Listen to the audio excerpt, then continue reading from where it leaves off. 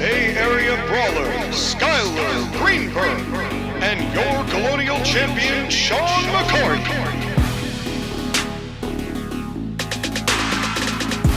Welcome to the Court-Martail Podcast.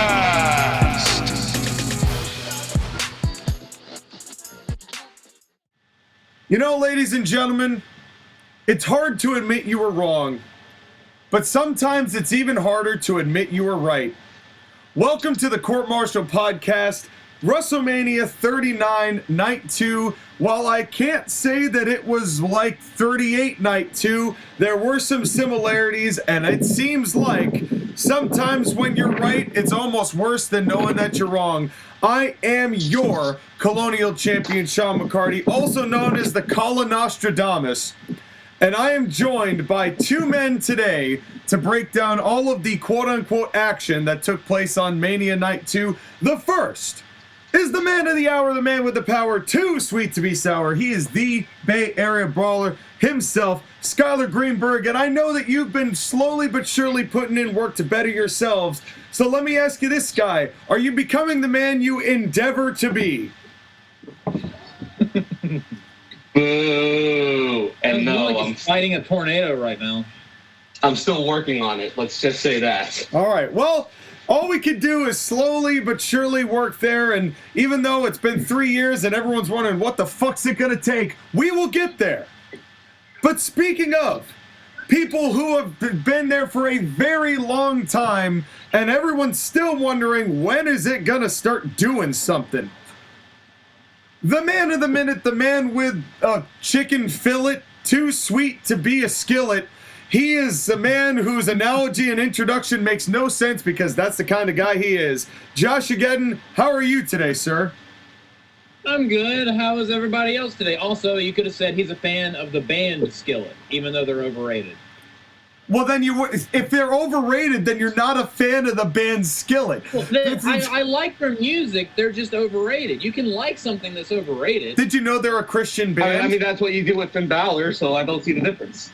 Shut the fuck up. Finn Balor's a lot better than Skillet. There is no difference, Sky. It's a great analogy you just made. In many ways, Finn Balor is the Skillet of professional wrestling. I will always defend Finn Balor. Oh my God. Well, folks, it's going to be this kind of an episode.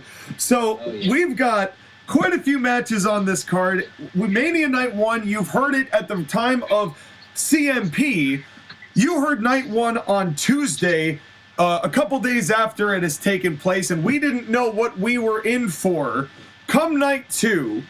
But now we know, and knowing is half the battle. And why don't we... Witnessing is the other half of the struggle. That's right. And now, let's go around the room and let's talk about how we felt. Initial impressions of WrestleMania 39 Night 2. Let's start with JoshAgeddon. Well, also real quick, this is airing on the CMP on a different day. As far as the TAP, it's a long 5-hour slog of a podcast. You're welcome, and I'm not apologizing. That's right. We're still Why here. are you torturing your own people by making them listen to a 5-hour podcast? Skylar, have you seen some of the shit I put on this channel? I torture my audience on the regular. That's a fair point. That's a fair point. This is not out of the ordinary. I have a 13-hour video of me playing Shadow the Hedgehog on this channel. That is a thing that exists. Okay. But as far as WrestleMania 39 Night 2, it was substantially better than last year's. But Sean, you did call it. It was the Vince McMahon version of this year's WrestleMania. It was not bad. It was not awful. It was all right. There were some definite high points, and the ending just left me deflated and defeated. Not the worst thing I've ever seen, but not the best. Not anywhere near as good as Night 1. You weren't the only one who had that sentiment or feeling at the end of Mania, because I have, with the exception of a handful of people, I don't hear anyone else pretty much saying anything other than what you said. But Sky, what's your opinion of Night 2? I have 2 words for you. Blue balls. Oh, I was going to say red undies because he wore them, and that's what happened. Yep. Well, we'll touch on those red undies later, and it might make Roman a tad uncomfortable. But I'm not even gonna touch that one. Like, They're so oily. well, no. I guess we'll just that this. go ahead, Sky. To say that this show got my hopes up is an understatement, because they really, really had me, and I hate myself for the fact that I was so gullible. Well, You raised your hopes and dashed them expertly, sir. well, this kind of goes into my overall overview of this show, because here's how I would describe it. WrestleMania, and now bear with me, you two, because I understand you have no frame of reference or experience regarding what I'm about to make this comparison to. But everybody else out there, bear with me. WrestleMania Saturday was like sex with a new girlfriend. And it's new, and you don't know exactly what's happening, but you're still getting quite satisfied, and it's refreshing. And she's showing you stuff you're not familiar with, and you're like, oh, what's this? And then all of a sudden, just kaploosh, and you're like, wow, that was amazing. That was incredible. The first time, incredible. Whereas WrestleMania Sunday was like sleeping with an old ex. You know the moves, you know that you've had fun, but at the end of it, you're reminded why you broke up in the first place. And that's basically the way that I would view everything that took place on night 2. Just look at the matches on it and who won those matches, and that pretty much tells you all you need to know. The theme of night 2 was basically, if you are a promising future talent, go fuck yourself. Well, okay, not all of night 2 was like that. Most. Well, okay, it's worth saying, because this time around, WrestleMania Night 2, if you look at it in a vacuum, was fine. It was fine. Yeah. It was fine. It's not going to get a 0 out of 30 like last year. No. Oh, God, no. It was nothing overtly offensive on this show. And the only thing that was Torrid Squad. So. There was one thing that was offensive on this show, but he got what he deserved, and we'll get to that. Well, one thing that did start off quite well. I mean, well, first of all, did you hear in the opening package, we're not going to mention Kevin Hart, but in the opening package, Michael Cole's opening line of, it's the biggest live event in entertainment. Yep, and that's when you know. Kill me. God, we'll get to it. When we got to the triple threat, and the first thing he said was, "It's fight night." I was like, there were a lot more Vince-isms in the commentary, I noticed as well. Yeah. That crept their way in there. But I do have to say, just before we really get into the thicket of this here, the rendition of America the Beautiful was quite good by that guy who did it. I don't remember his name. But I remember really going like, wow, that was actually quite solid. So good for you, and that was a nice way to start.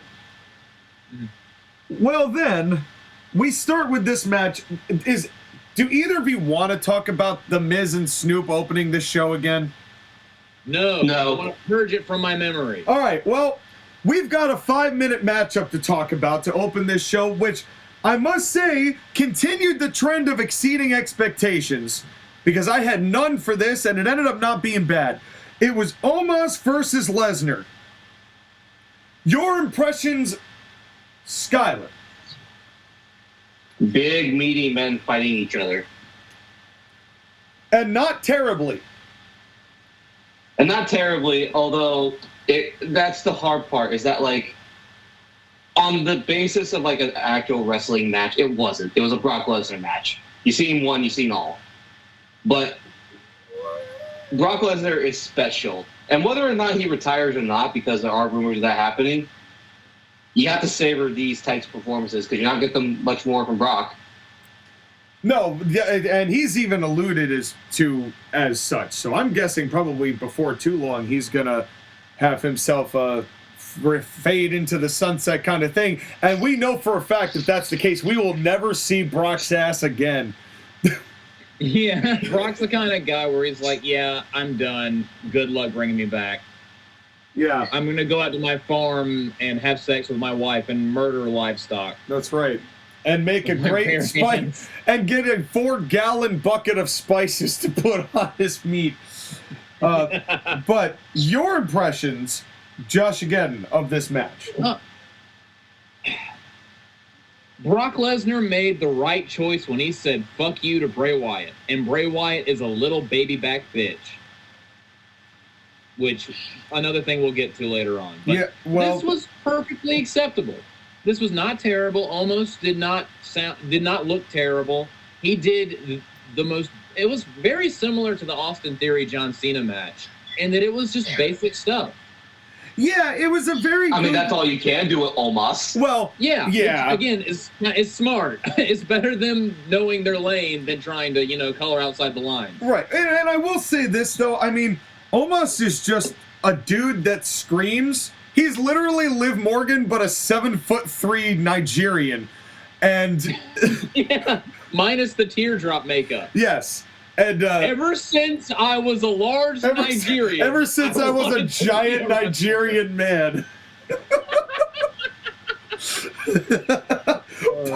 but in any case, the thing is, this match had no business. It had the potential to be an absolute dumpster fire. But what it reminded me of is when Lesnar, he doesn't necessarily fight very frequently from underneath, but it almost reminded me of Survivor Series 2002 with Lesnar and the Big Show. Even though the Big Show could work a little bit better and faster and had more mobility than Omas.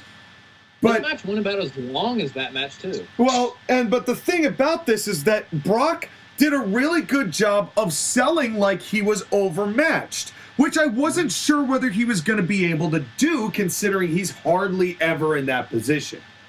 Yeah. But he did very well. He held his own throughout this whole match. The beginning of this match was great. And I loved it when he tried to shoot in and Omas just dumped him on his ass. I loved that. Yeah. And I am a big fan of the bear hug, I must admit. Mm-hmm. So I think a bear hug is appropriate for Omas. I almost feel like that would be a good finish for Omas if he couldn't do much else.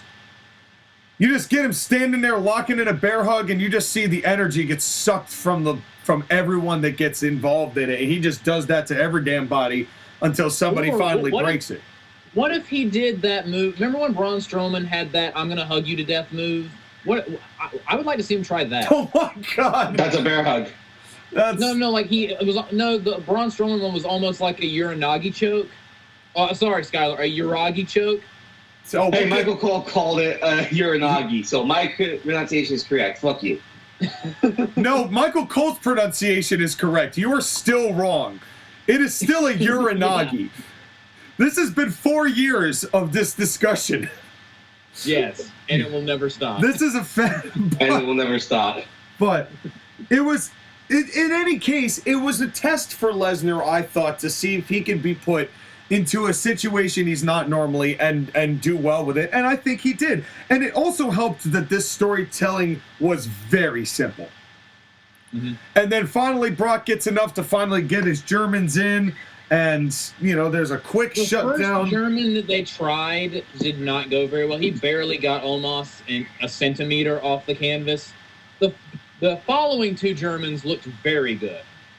Yeah, and I don't even mind if it looked like he was lifting up a 7'3" Nigerian and he barely got off the ground. I mean, hell, he still got him off the ground. Yeah, he got him off the ground. It's better than I could have done. Also, real quick, once again, Brock Lesnar's selling is so underrated. It is not talked about enough. Yeah. He is so damn good at selling. Well, and he's also really good at turning purple. Yeah, and it's made me really kind of in the same way. And again, Sky, you'll hear this by the time that the podcast airs yesterday, just messing with the fabric of time here. One of the things JoshAgeddon and I said yesterday about Seth Rollins was that he is not nearly as appreciated as he should be for how good he is and what he's capable of. I feel very similarly about Brock Lesnar. because we've had Brock there for a while and we've been pissed about the way he's been pushed, but you start looking at some of the qualities that make Brock Lesnar special, he really does have so many good things that he is quite good at beyond just doing his 2 or 3 moves.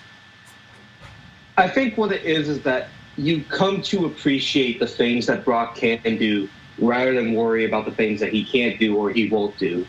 And that's ultimately how you have to approach it, is that Brock Lesnar, for better or worse, is an oddity in professional wrestling. He is different from everybody else because of the way he carries himself and the way he does his business. He's not here to make friends. He's not here to please the fans, although he does enjoy going out in front of the fans and doing stuff. He's here for the simple purpose of making money and being a badass. And speaking of the fans, once again, just like night 1, the fans were hot during the vast majority of the show. Oh, well, come on. If you're going to pay the money that you paid, we're talking about the hardcores to the hardcore smart fans. Yeah. And I could have gone out there and peed in front of them and they would have been shitting themselves. I don't doubt that you would have done that. Yeah, me either, Sky, given in light of recent events. We and mockery of said recent events by the other portion of this contingent. But at the end of the day, it was a good basic tone setter. Although, one thing I will say, one thing I did not like, and would be a recurring theme throughout the rest of the show, when Brock hit the F5 and he went to the cover, they went to a wide shot during the winning pinfall. Kevin Dunn, you were terrible on this show. Just with the wide cuts to the entire crowd during important things happened multiple times throughout the show. And it was very annoying. And even the crowd hated it. There were multiple points during the show where they would do a wide shot and the crowd would boo, and then they would go back to the action and the crowd would cheer because they're watching the monitors. And it was hilarious. Because if you're in the nosebleeds, you aren't going to be able to see that shit. So, like... Yeah, you better just lay it on there. Although, I think, speaking of that, Kevin Dunn, they were not on production nearly as much as they were on night 1. But there was one of those that I did notice where they cut to, I think I forget what match it was, but there was a comeback being made, and they cut to a wide shot, and within like half a second, they cut right back because someone was getting shot off into the ropes. And it was almost like you could hear Kevin Dunn go, "Oh, fuck," and then press the button. It was so funny. I was like, and maybe that was just the film major in me just spotting that and almost knowing exactly what, like somebody just mispressed the button. And it was like, go back. I mean, we are in Hollywood, so for all we know, it could have been Michael Bay in the production truck trying to get his next Transformers movie made. Yeah, well, my favorite snafu of the night was, I think it was the main event when there was a picture-in-picture, and it was slow-mo of a fan saying, "What the fuck?" And Kevin, when he noticed he was always about to say fuck, he could not cut away from that fan fast enough. Yeah. It was slow-mo. It was hilarious. Well, but here's the thing, though, is that we're all talking about the enthusiasm about Kevin Dunn. Do we have any enthusiasm for the next match? Did any of us watch the next match? Oh, I did not. Before we get to and then subsequently skip the next match, I have to ask you this. What's next for Omas? What do they do with him from here? I'm not going to lie. I don't care. Same. Well, I same as well, but like, if you're going to have him have this match with Brock, only to lose this match with Brock, like, what's the point? And I did notice, by the way, that Omas's theme is actually not necessarily too different from Bobby Lashley's theme. They've got kind of the same. Remember what happened to Omas last year at WrestleMania? Yeah. He lost to Bobby Lashley, and that match was way worse than this. Yeah. But that's the thing. But that's the thing, is that that's what Omas is there to do, is to be the giant wrestler to get beat by the stars. He's this generation. Khali. Exactly. He's this generation's Khali. So let him be this generation's Khali, but I don't give a fuck. Yeah, it's I would say it's a shame, but like, it's been what, 4 years since he and AJ Styles had their opening tag match at Mania. When was that? Was 2020, right? That was 3 years ago. No, that was 2021. Yeah, when they beat the New Day. Well, it really is only 2 years. Well, I mean, remember, 3 years ago, he was a Black Ninja. that's right. That's right. That is true. Well, In a match that was so terrible, it made Sean say, nope, I'm not watching cinematics. oh my God. I didn't even get to him in that match. I didn't even get to Giant Ninja. Yeah, you were tired of the Viking Raiders and Street Profits turkey leg shit that you didn't even get to the ninja bits. Yeah, that's a live stream, by the way. You can watch that it's all on the channel, folks. But Yeah, the live stream where Sean rage quit. me getting mad for an hour is more entertaining than anything involved in this four-way women's tag. I had this on silent on my television, but I could not have gotten invested in this if you had paid me to. But if you want to pay me to, then I mean, by all means, I'll go back and watch it. But You can pay me to watch it, and I'll just laugh and take your money and not watch it. It has Liv Morgan, Shotzi, Bad Fart, and Ronda Rousey. So what do you want from me? What do you want? And the best part is that Ronda Rousey did literally nothing except tag in at the last second, armbar Shotzi Blackheart, and win the match because she still has that elbow injury. And apparently, from what I hear, Shayna Baszler might have messed up her ankle during the match because I didn't watch. She did. But Shotzi did a dive, shocker, and Shayna twisted her ankle or something. Wonderful.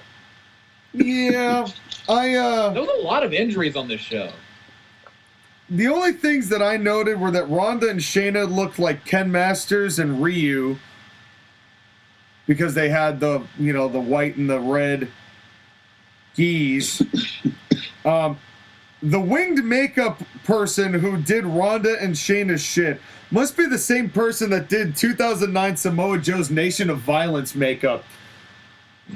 Everybody remember that? When he just had a tribal V on the side of his face? He had a penis painted onto the side of his face. He literally had a less than sign. It's like, I don't understand why, Joe, and why any of this. Yeah, I remember when he murdered Scott Steiner with a sword.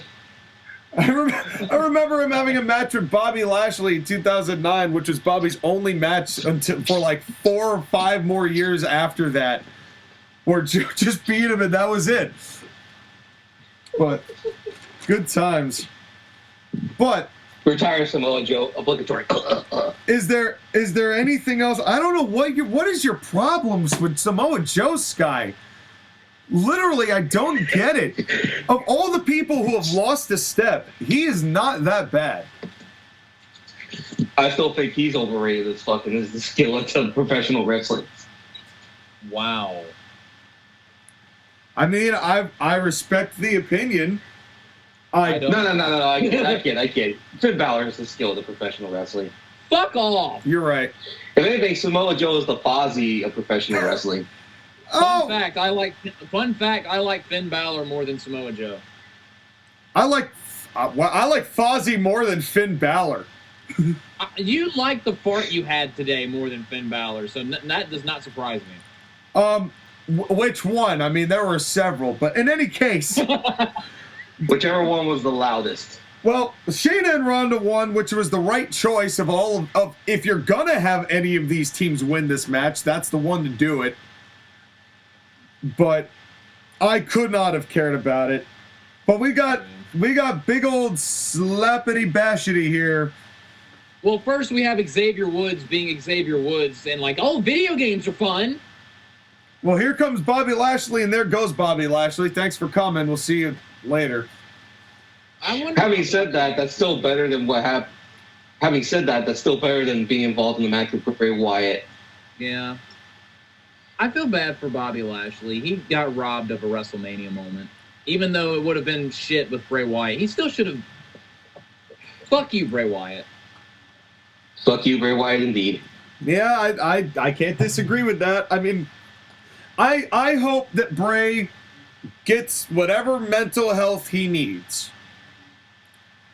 But I stays think away from professional wrestling. If he is sick or hurt, then I retract my statement. But if it is simply he went away because he was butthurt because Brock didn't want to work with his sorry ass, then fuck you. I don't ever want to see you again. I still suspect that, again, as the Kala Nostradamus, I do kind of feel like that is what happened, because that was my guess. But we don't know that for sure. It could be any number of things. But we can all agree that this show was vastly better without Bray Wyatt on it. Agreed. But then we get 3 men in the middle of a ring, taking away from the best part of the show, which was the commentary. Because here comes Titus O'Neil, baby. Let's go. Let's go. Titus O'Neil. I didn't even care about the match after that. Even though we hadn't posted the review yet, they heard how happy you were that Titus O'Neil was there, and they brought him back. I was elated. Oh, they do, because you put him as your champion of your company, as well as making sure that they do the same exact thing that you're doing with them now, which is putting him on commentary. I very much feel validated in my opinion of Titus O'Neil after these last 2 nights. Although there was less for him to do here, which was fine, because it was a different style of match. I wonder if this was them almost being like, hey, if you end up doing pretty good on commentary, we might replace one of these less interesting people with you. Please do. I would love that. Well, which one's the less interesting people? Are we talking Corey Graves, Wade Barrett? Probably Wade Barrett. Probably Wade Barrett. Well, and here's the thing. I know that we don't want to do a 3-man booth anymore. But I did not hate the dynamic of Cole, Graves, and Titus. Me either. I didn't. I feel like once we listened to it enough, we would hate it. That's the thing. See, that's the thing that makes me think. I liked Titus there. I liked that. But I think that WWE has found the exact right amount of Titus to give to people, which is once a year. But that once a year is gold. Agreed. And only at WrestleMania. Yeah, and only at WrestleMania. Only at the most important show of the year. So holy sugar honey iced tea. Yeah. Call the police. Call the police. It was so good. You ever hit me like that? Call the police. Call the police. Honestly, though, I wish we could have been somebody call his mama. Well, don't sully this moment. He's still the NWA champion, I think, or he's still in the. So don't you worry about him. Arrest Billy Corgan. He's doing just fine. He's the NWA champion. He's doing fine. The NWA is not. Now we knew the NWA was going to be a problem anyway, so whatever. Well, in any case. As much as I gush, and we all gushed about Titus, who was absolutely fantastic in this was the best match of the night, and I don't even like triple threat matches. In my opinion, okay, 2 things. Gunther versus Sheamus versus Drew, just so I have some place to make the transition of my picture slides. Yes. 2 things. 1, this was my favorite match of the entire weekend. This was absolutely butt-fucking phenomenal. 2, I have a new favorite wrestler, Gunther. I adore this man. He is my favorite wrestler in any wrestling company as of yesterday. So he takes over CM Punk's spot? CM Punk removed himself from my favorite in the middle of last year, so yeah. Well, it's not like somebody barged into his door and removed him. You have the Bucks and Omega to blame. They literally knocked that door in and threw him out of him being your favorite wrestler. Yeah. But seriously, though, Gunther is amazing. You had the emotional story if you wanted to go with Sheamus, but I'm not mad that they went with Gunther. I mean, he pinned Drew McIntyre, a big name, at WrestleMania, and defended the Intercontinental Championship in perhaps the best Intercontinental title match in a couple decades. Just everything about him in this match was just god tier. Like, Sheamus's entrance was fine, except for when Michael Cole ejaculated while saying it was fight night like a robot. Drew McIntyre's entrance was Drew McIntyre's entrance. Gunther has a presence. I want to have sex with Ludwig Kaiser's voice. But there was a moment during this match where I was like, yep, he's my favorite. Do you want to know? Do you know what that moment during this match was? Well, hold on. Before we get there, can we just talk about the entrance for a second? Kevin Dunn could not still focus on Ludwig Kaiser and Giovanni Vinci without accidentally having Gunther on the side being visible. I did notice that. Yeah. I did. The cameraman could not stop, like, looking every so often to the left and like, oh, and Gunther's waiting for his moments. Yeah, come on. Like, you could have told that cameraman, dude, walk forward like 6 steps. Like, 6 No, it would have been paces. just like, take 2 steps to the right. Yeah. Literally 2 steps to the right, and that's it.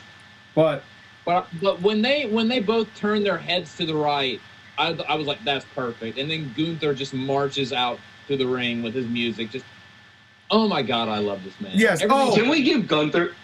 Can we give Gunther a tank at next year's WrestleMania? I want to see him come out smashing a tank like the Incredible Hulk. No. Him riding a tank. No, I don't Shotzi bad fart Gunther. Are you insane? No, I was thinking more Rusev. well, It's too much associated with Shotzi bad fart now. I wouldn't like it. well, maybe Kurt Angle will come in and kick her out of the building. But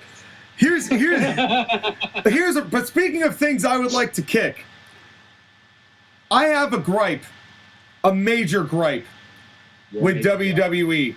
I have a major gripe. And now Constant advertisements? No, not even. Now, I will say this.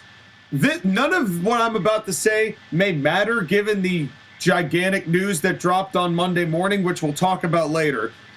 But I now have found out that for this whole show, only Peacock Premium Plus members could get the hype package to watch and get the storyline context for why these people were fighting. All of the rest of the poor suckers who could only afford the $5 a month or whatever got more ads. So you're going to charge people to know what the fuck's going on your show? Fuck you. That is the single most arrogant fucking thing I have ever. I couldn't even fathom that line of reasoning. And I don't know whether that's Peacock's fault or whether that's WWE's fault or some messed up amalgamation of the two. Again, could be irrelevant because of what just happened, but it's really messed up that you're going to make the poorer side of your demographic, which is, by the way, most of them, punished for wanting to watch your show, but you're going to rob them of what's going on that show. And I noticed that last night because, like, I was kind of excited for the Rhea Ripley Charlotte video package, and there wasn't one unless you were a premium subscriber. And I thought it was weird that they didn't have one for that match, considering that it was the co-main event of last night. But now we know why they didn't have one. And see, that's the thing, is that as the Premium Plus member of this group, as I was watching it, I'm like, I don't notice a difference. I guess, I don't know, something's happening, but whatever. I didn't know until you guys told me. I'm like, wow, what a dick move. Agreed. It was a major dick move. Yeah, that is, and I normally I wouldn't even bring something like that up because I understand like the whole point of the streaming service is you buy more, and you get more. Like, that's the whole point of the streaming service. I get that. So there's definitely accommodations that you would do with regular Peacock that makes sense. But with WWE, I mean, the network is just $5. Like, they weren't going to add, there's no additional programming for being a Premium Plus member within the confines of what WWE Network is, within a bigger umbrella that Peacock has. So then to have done that adjustment and tier level and just be like, hey, by the way, if you didn't pay, sucks to suck, sucker. I hope you watched the pre-show. And it's like, I don't got time for a pre-show and a panel just to watch a promo for a match that's happening 3.5 hours from now. That's not how that's gonna go. It's like, it's how petty for change can you be, especially in the wake of a $9.3 billion sale, that you got to do that and The whole point of your show is storytelling, and you're going to just leave half of the people in the dust? Fuck you. Back to this match. I'm sorry. I had to go on that rant because that really bothered me last night, and it bothers me today. It's a shady practice, and I don't like shady practices. It's a crock of shit. Well, you want to know what I have to say though about all that? Yeah, no, please tell me, Mr. Premium Plus. You got to see the whole fucking show. Why don't you tell us how you feel about it, Mister? I've got a big Premium Plus account. Let me just flex on you fucking bitches. Go ahead. I mean, if you guys want to borrow my account information, just let me know. Allegedly. Allegedly. That's not a thing we do, allegedly. Wink, wink, hint, hint. Yes. Nudge, nudge.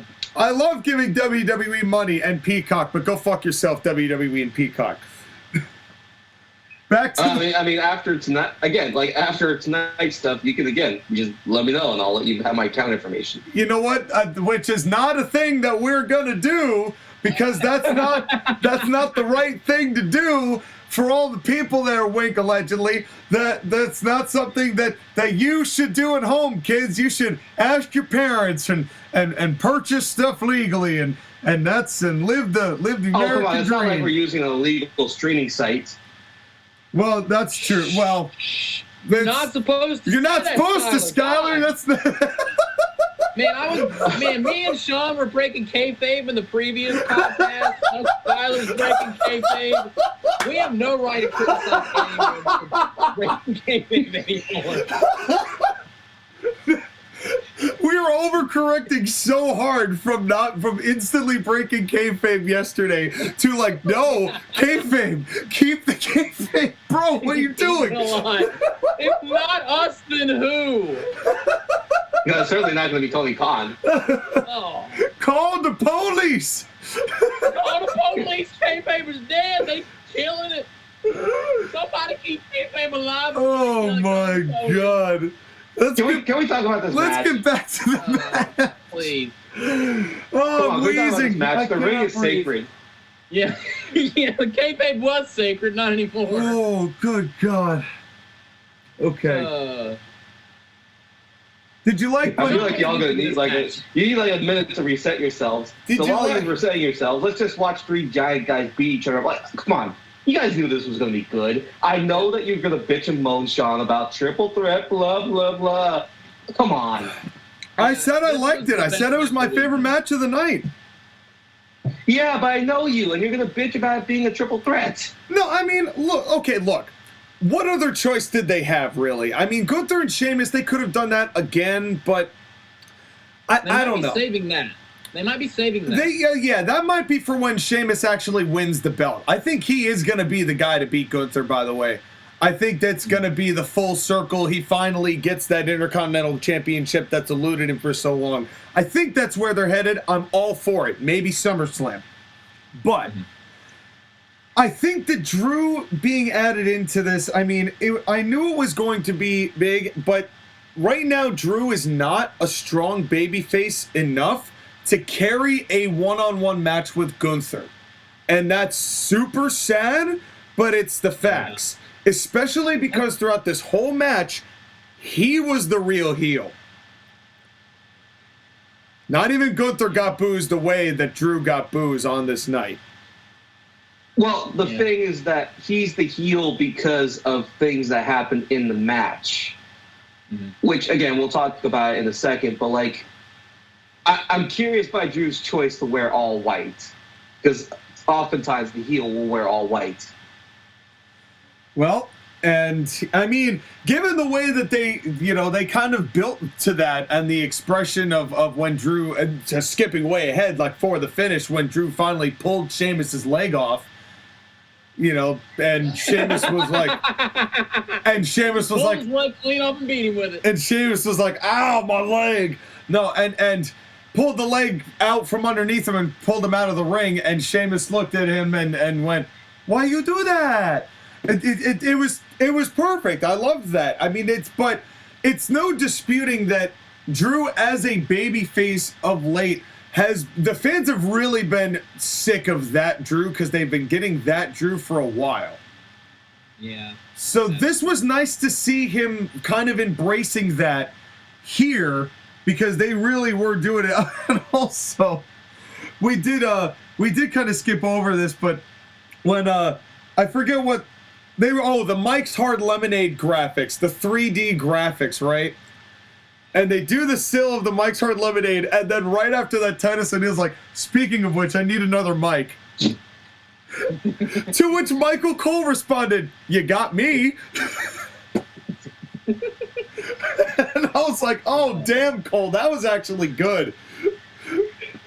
I was like, well done, Michael Cole. You're not usually the one with the zinger, so I'm glad he got one in. Every once in a while. But, guys, I mentioned earlier, you want to know what the spot was in this match that made Gunther my favorite wrestler because it was such a Gunther thing to do? Please. What would that be? So he gives Sheamus a backbreaker and puts him in a Boston Crab. The walls of this mat is sacred. Drew McIntyre comes up to him, boots him right in the face, and Gunther just does not move. He just looks at him like, what the fuck was that? He looks at him like, fuck you. I'm going to keep this guy in the Boston Crab because fuck you, I'm Gunther. He wrenches it further. That made me so happy. Yeah, I did like that as well. That was I loved that so much. Yeah, that was wonderful. It was. And Sheamus and we cannot say enough good things about this match. They beat the shit out of each other. Everyone's chest was just red and bleeding. Well, and that's the thing too. God. Sheamus gets a lot of shit from Jim Cornette about being pasty and pale, but honestly, it does not benefit him more than in this style of match. Exactly. Because he looks brutal after one. He looks like it's caked on. Because Drew and Gunther tan, which, it takes a while for it to look beat red. With Sheamus, it's instant. Yeah, and it's great. And it's just, the physicality was great. And it really, I truthfully have to say, you know why I have a problem with triple threats, Sky? Why? Because they always feel so coordinated. It's always like, okay, let me go out of the ring for a while, and then you two fight. And then let me come in, and then you go out of the ring, and then you two fight. This match did not feel nearly as coordinated as other triple threats had. This felt more like three guys actually coming in for fights.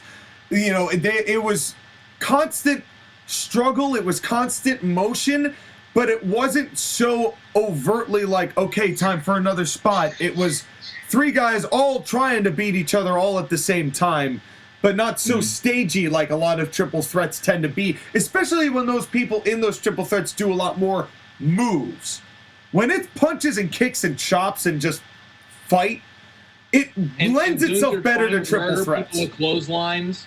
Gunther's clothesline is the best thing ever. Well, Gunther's everything. Yes. It's everything. The selling, the moves. But let's be clear. Gunther was not the only one that was trying to kill people. Sheamus's beats in the Baldwin on Drew McIntyre and getting up to 30. Yeah, well, according to Michael Cole, 29 and a half. 29 and a half. I don't know how you get a half Balor, but he did, I guess. Because Drew McIntyre fell down. That was great. Yeah, but again, I think that's a big part of what I like about this whole match is that all of these, I don't want to even call them spots, but all of these moments are all moments that end in somebody just going down with exhaustion. These are fight spots, not wrestling move spots. And there is a distinct difference, and I think that the way that these three do that style of match, they're all very good at it. So it just works. It works and lends itself to all three of these guys' strengths. And then when they did do moves, like I did enjoy the Celtic Cross false finish, which did get people. And it was, I do think that the dive was also quite good. When they did it, Titus losing his shit on that dive is still the best. Yeah. And Drew McIntyre did a slowed down Future Shock DDT because in the past I have critiqued him trying to do the Future Shock as fast as he can, and it still looked terrible. No, this one actually looks kind of decent because he took his time with it. Didn't try to do it like the fucking Flash. I like the way it looked. Yeah, I've seen him do it better. He has done it better, but it also depends on who's taking the move. Yeah, oh, definitely. And the thing is then Gunther was out for like quite a little while, but I have to say, this finish was great. I don't even know how else to describe it. Would someone else like to go walk us through it, and then we could talk about the reaction to it? Okay. Well, again, the whole thing is that like Sheamus has Gunther beat with the bro kick. Drew McIntyre pulls Sheamus out of the ring, and you were right. Drew McIntyre was getting heat for that. Mm-hmm. Yeah, even on the 1-2s, he was getting boozed. Right. And again, this dive by Drew McIntyre, like, I know Drew has done that dive in the past, but that was, like, deadly. Pretty. Mm-hmm. They're pretty. I mean, Darby Allin wishes he could have a dive that impactful. Yeah. Well, he tries. Darby tries to have it that impactful. You know, to his credit, he throws all of what he's got into it. Right. But Drew and Sheamus are basically in the ring with each other, and they're beating the kicks out of each other. Headbutts, kicks, knees. They're doing all that shit. Drew hits a Claymore, and as he goes for the cover and he does his little thing where, like, he rolls up, again, Sheamus kicks out. Sheamus gets a bro kick, Drew kicks out. And you're right, Gunther was gone for a little bit. I was kind of like, Gunther's going to come in here at some point, right? Boy, did he. Yeah. And boy, did he. But again, like, these two are absolutely kicking their asses. Sheamus finally crawls over, thinks he has the win. Gunther comes from nowhere, literally the heavens. Grabs Sheamus, powerbomb Sheamus on the back of Drew McIntyre's head, ass of Sheamus into Drew's head, then picks up Drew McIntyre and powerbombs him for the 1-2-3. And it was so great. And him celebrating was I love this man. This man is my favorite wrestler. The finish was marvelous. This whole match, the Intercontinental Championship means more now than it has in God knows how long. Yeah. This was the best part of the weekend for me. Yeah, it was. I don't know if I'd go as far as to say that, just given the entirety of night one, but this was fun. I don't normally love triple threat matches, but this one had me, and for a number of reasons that we've mentioned before. You know, as much as I would have liked something like a one-on-one match here, I think that for what we got, it was worth having it be a triple threat. Mm-hmm. It was, and the fact that Gunther looks so goddamn strong, because he splashes them, one power bomb to both of them, and it's over. Yep. It's wonderful. As far as slow burns, which they do like doing, as we've found on clear damn display, they will slow burn until it's like that candle is nearly in the ground. But this was great. Titus O'Neil was great. The match itself, and Titus really also, again, it was the perfect match for Titus to be on. Mm-hmm. Of all of them on the show, this was the perfect one for him to be on. Even though he was a little more reserved, he still brought something to the booth that I do really respect and appreciate. Thank you, Titus. We'll see you next year, buddy. No, we'll see him on ACPW. Well, yes. But as far as not ACPW commitments, we will see you next year. WrestleMania 40. Titus O'Neil will once again. I wonder what he'll do in Philly. We'll find out. But let's go to some questions. Gunther now is at 290 days for the Intercontinental Championship. Obviously, he's probably going to get to 1 year, which would be in May. I'm assuming, right? Yes. Do you let him become unless they have? I don't know if this is going to happen. Unless he drops it to Sheamus at Backlash. No. Gunther's reign is becoming not necessarily like Romans, but it is starting to get to like the legendary type of thing. Do you let Gunther be the longest reigning Intercontinental Champion of all time? Yes. I would. I Sean? also would. I'm just trying to figure out how many days. 454. That's what I thought. 454. Yeah, for the Honky Tonk Man. So They're doing such a good job of making this belt mean something. Don't stop now. So Gunther would have to get the Survivor Series next year. I think that's fine. Honestly. I think that he could easily do that, and I don't see any issues with that. I mean, unless they want to pull the trigger on Gunther winning a world title. You know, who knows what it's going to look like after WrestleMania 40 when, you know, we actually figure out who wins it. But well, here's the thing, though. You think that Cody's going to be the one to take the title off of Gunther, right? No, not Cody. No. Sheamus, my bad. Sheamus. I think it's he's one of the top candidates. I think he would be the one I would like to see do it. Joshua, who do you think takes the title off of Gunther? Probably Sheamus.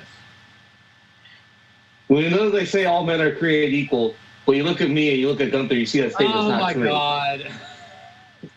I don't know if I would give it to Braun. I would have Braun beat Austin Theory for the U.S. title. Depends What on. happened on Raw tonight? Well, it could. It theoretically could. And on Raw tonight, as in a couple days before what you're hearing this on the day of recording. Yeah. But basically, the timeline is screwed up. that's right. Well, that's what happens when you let Vince book night 2, damn it. Yeah. It messes with the space-time continuum. But now, here's the other part of the hashtag insider information I will tell you about. Okay. Supposedly, Drew McIntyre signed a deal in 2019 that was 5 years and will be up at the end of this upcoming year, basically around 2024. And Drew and WWE have not been able to come to an agreement. There's plenty of time for an agreement to come up. But do you think that Drew eventually either moves on or just resigns? I don't think he's going anywhere. There's a very strong chance that he's going to resign. I mean, No way he goes to AEW? okay. I sure as hell hope not. Let me counter with you, Sky. What would it take to get Drew to leave? What would have to happen to get Drew to go, you know what, I'm not going to stay with WWE anymore? They try to make him wrestle Bray Wyatt. Retirement? An $10 injury? million a year? I don't know if that'd be enough. Not even Tony Khan would pay that kind of money. Yes, he would. Tony Khan would pay an indescribable amount of money. Tony Khan is definitely going to be trying to get Goldberg.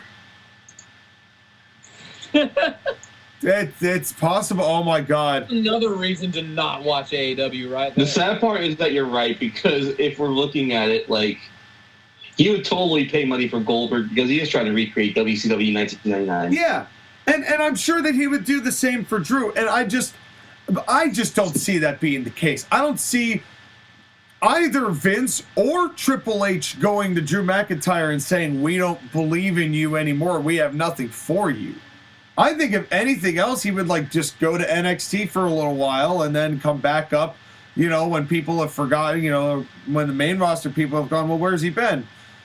And because there's still a good amount of gap between the people who watch NXT and the people who watch Raw and SmackDown on the reg. So if he went down there for a little while, went and learned a new hold, and came back, that would not necessarily be the worst thing in the world for him, but I don't see him going away. I see him leaving as in maybe going home for a bit and then coming back, but not, I wouldn't see him working for anyone else, really. Especially not after all the things that Vince has done for him and all the things that Triple H has done for him. Yeah, and all the things that he's been able to give back to them. Being able to carry them through the pandemic years, when in a time that it was incredibly difficult to be in that position, Drew held his own. Drew was the highlight of the pandemic era. Again, it just sucks because he did not get a chance to be champion while people were able to appreciate him in person. Even though he very much was appreciated across the board. Yeah. You know, and it's just a shame, I guess. But It's a shameful thing. But I was Lobster head. I was thinking the same thing. But in any case, I don't think he's leaving, and I actually think that there's still opportunity for him to get another chance. I just don't think right now is the time, and who knows if there will ever be a time given the state of events. But that also kind of brings up a question, and we'll talk about it with the main event. Does it kind of feel like with Drew, he's been hurt ever since he lost at Clash of the Castle? he was hurt ever since he lost to Randy Orton for the championship. He And never then it got really worse when recovered he from lost that. it. And then when he lost it to The Miz. You know what? The Miz thing was worse because at least he was able to get the title back from Randy. It was losing it to the goddamn Miz. Yeah, who lost to Snoop Dogg. Yeah. And Pat McAfee. And Pat Bad Bunny. And zombies. Yes. The Okay, we will get. What we'll a get some versatile Mr. worker Mike the Miz McMahon is. later. Why can't we all just respect how diverse this man's range is? He is such a We will get to him later. Okay. Yeah. Well, I think speaking that of, Santa Claus is gonna pin The Miz. speaking of, I want to say something because it's true, but I don't want to say it because then I'm going to feel bad because of what we know about what this woman did. Speaking of steel baby faces versus whatever is going on with the somewhat new and somewhat not Asuka, it is Bianca Belair and Asuka for the Raw Women's Championship. And God bless Bianca Belair for this entrance. I will not dispute anything about it. It was, it's truly special. And Skylar, I'm going to let you talk about it because you're the one who discovered it first, what happened, and then we'll talk about the match shortly thereafter. But this is what makes all of what we say kind of irrelevant in the grand scheme of things, is gestures like this. Right, because Bianca Belair had an entrance where she had a bunch of girls from the inner city do an entrance dance, and all those girls that did those dances to Bianca's theme, they were all especially amazing. But the littlest girl in that group, I don't have her name. I wish I had her name. Yeah, I'll try and find it while we're doing this match. But she had lost her mom that day. And this 5-year-old girl who is probably suffering from one of the worst things ever, losing her mom, I believe it was to cancer, still went out there and performed. God bless this girl. And Bianca got out there and danced with her and made sure that was a day that she was not going to forget. It's kind of why I didn't have an issue with John Cena's Make-A-Wish. It's the same kind of concept. It's like when you do that, there is no amount of critique I can have towards this company that could ever take away from that. Because that is really special that they were able to have that moment happen. Not only just for that little girl, but probably for that entire family needed to see her out there at WrestleMania to do that. That was really special. And in the post-media press conference, Triple H really got emotional talking about it, which is I encourage you all to take a look at it because it is a very human moment, as they say in the film industry. And it's also, I will say this, though. That's something that Vince McMahon would never have done. He would never have gone on screen and cry like he did, like Triple H did. No, and it also gives credit, too, because if Triple H is going to be the figurehead in this regard, that's a perfect position for him to be in, to really show the human side of WWE, which is what this really was. Right, again, kudos to Bianca and kudos to WWE. Yes. And although it does kind of, and I'm glad you brought him up, given everything with Bianca Belair's position, it does officially put her in the John Cena spot. Yeah. Where she's the clear hand-picked babyface that the company has. And while there's nothing inherently wrong with her being the babyface of the company and the face of the company, there is an issue with the whole thing of, like, she's not that interesting anymore because they will push her down your throats. Yeah, I feel like a lot of that has to do with, especially this year. I mean, remember what she did at the Rumble? She wrestled Alexa Bliss, and no one cared. And she's wrestled the same people over and over. She's great, but you need to have a dance partner, and for a while, she just hasn't had one. Yeah, and, you know, Asuka, here's the thing. I did really like what she did at the Elimination Chamber. It was fresh. You know, I've been enjoying this Asuka run more than usual. And the match that they had wasn't bad. No, it wasn't. Good. The only problem was it was in the death spot. Well, It was in the death spot, but more importantly, there was a little bit of a hint like you knew Asuka wasn't going to win. Yeah. Yeah, and realistically, it did go a little long. Now, this was the match. This was the match because Bianca was making this comeback. That was what was happening here. Is Bianca was trying to shoot Asuka into the ropes. Then they cut to the wide shot, and then Kevin Dunn, oh fuck, and switched back to it. And it was.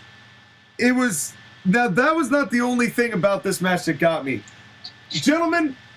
How many collar and elbow tie-ups did we have up to this point? None. Zero. Dude, that was another thing. Like last night, I mean the night before, there was a plentiful array of collar and elbow tie-ups. This was the Vince McMahon show. No collar and elbow tie-up for you. At all. Okay, but here's my question though. All night. Did it make sense in the Lesnar Omas match? It made sense in the Lesnar Omas match, and I do. We think didn't care about the women match, so fuck that one. Main event. There was a collar and elbow tie-up with Cody and Roman. Right, but let's be clear. Like Lesnar and Omas are not going to collar and elbow tie because they're monsters. They're not going to do that. The women's match, the women's fatal 4-way tag team match, who gives a shit? Did it make sense with a triple threat to do a collar and elbow tie-up? No. Would have been kind of cool to see one, though. This would have been the match to have a collar and elbow tie-up, not a drop kick. But you can also argue that Bianca's trying to end the match quick. Well, you could also argue that their build was the weakest of any on the card, and it was something where just for the night 2 matches. Why don't you just wrestle a match? And just do that, and you could just start with just wrestling for a little bit, and then, you know, get a feel for each other, and then do all the drop kicks. I don't know. I would have liked to call an elbow tie-up in this matchup, but that was not my big issue with this. Did you notice that the referee had to restart the count on the count-out? No, I did not. Because she got up to 7, and all of a sudden she went back down to, like, 5, because I heard 7 twice. Because when they went out to the ring, they got to 7, and I'm like, oh, they're not going to make it. They're not going to make it. And all of a sudden I heard 7. I'm like, wait a minute. Did they restart the count? So I don't know what happened, but they took a little too long on the outside for that, because they had to get whatever it was, a power bomb or a backbreaker or whatever it was. I will say that gut wrench powerbomb on the outside was disgusting. I loved it. Well, here's the thing. None of the wrestling that they did was offensive. Now, I am a little bit critical of Asuka because she still kind of whipped some of her punches and kicks. Yeah. If we're being honest. Oh, I'm sorry. We didn't mention, speaking of whiffs, I totally forgot. Do you remember that initial kick? We were talking about the things that started the matchups. Did you see how much distance there was between Drew and Gunther on that initial kick? He got the back of his neck, kind of. No, he did not. He got the air outside of the neck. And because Drew is not Saitama, it didn't cause a wind ripple that fucking caused Gunther to exit the ring. He's not All Might or Deku. Yeah, no. So, but in any case, back to this. I liked the finish still. Yeah. It was... Bianca is ridiculously strong.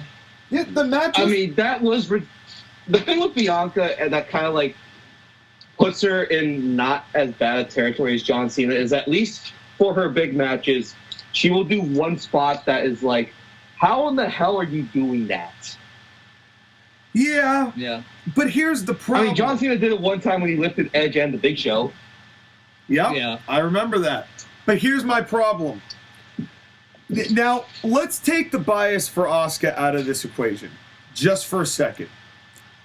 If you're someone who likes Asuka, and Asuka comes back as Kana, she's got a fresh coat of paint in the most literal sense, she wins the Elimination Chamber to go face Bianca Bel Air, and then she loses clean at WrestleMania again.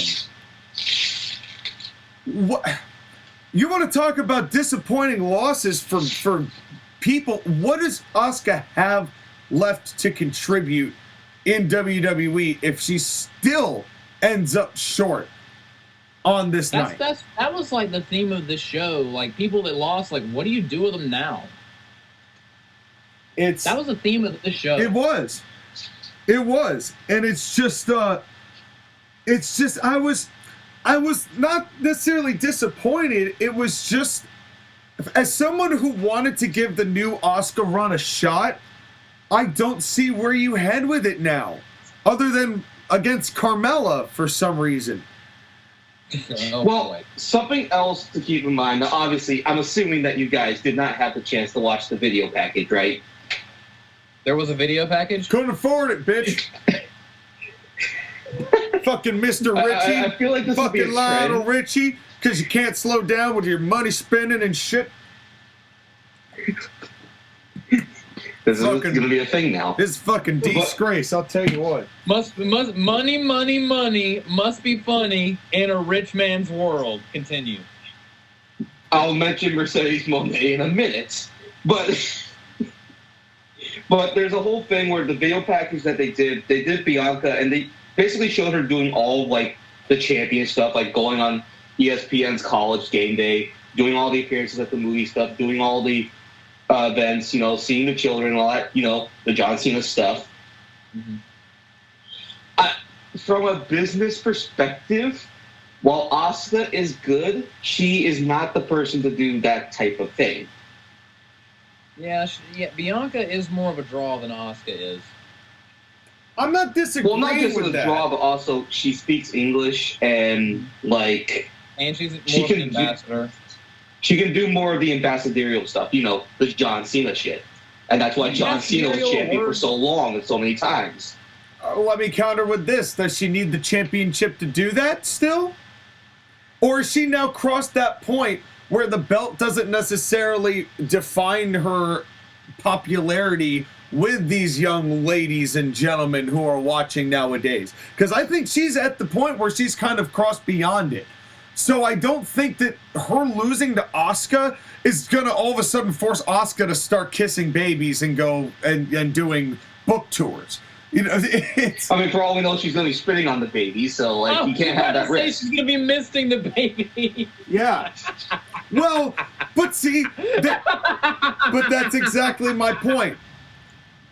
Just imagine, like, she missed the baby, and then the baby spit ups on her, and it's just a mess. And now you need an exorcist. In fact, you need a post-exorcist. The baby tells Asuka your mother sucks cock in hell.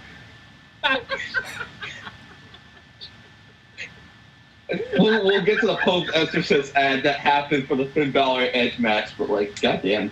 Fuck that ad for that. We'll get to that. Well, We'll get to that. well, here, That was funny. but I guess the final point, the match was fine. The match was pretty good. I actually thought it was a good match. Again, nothing on this show was by the end. nothing on this show was terrible, right?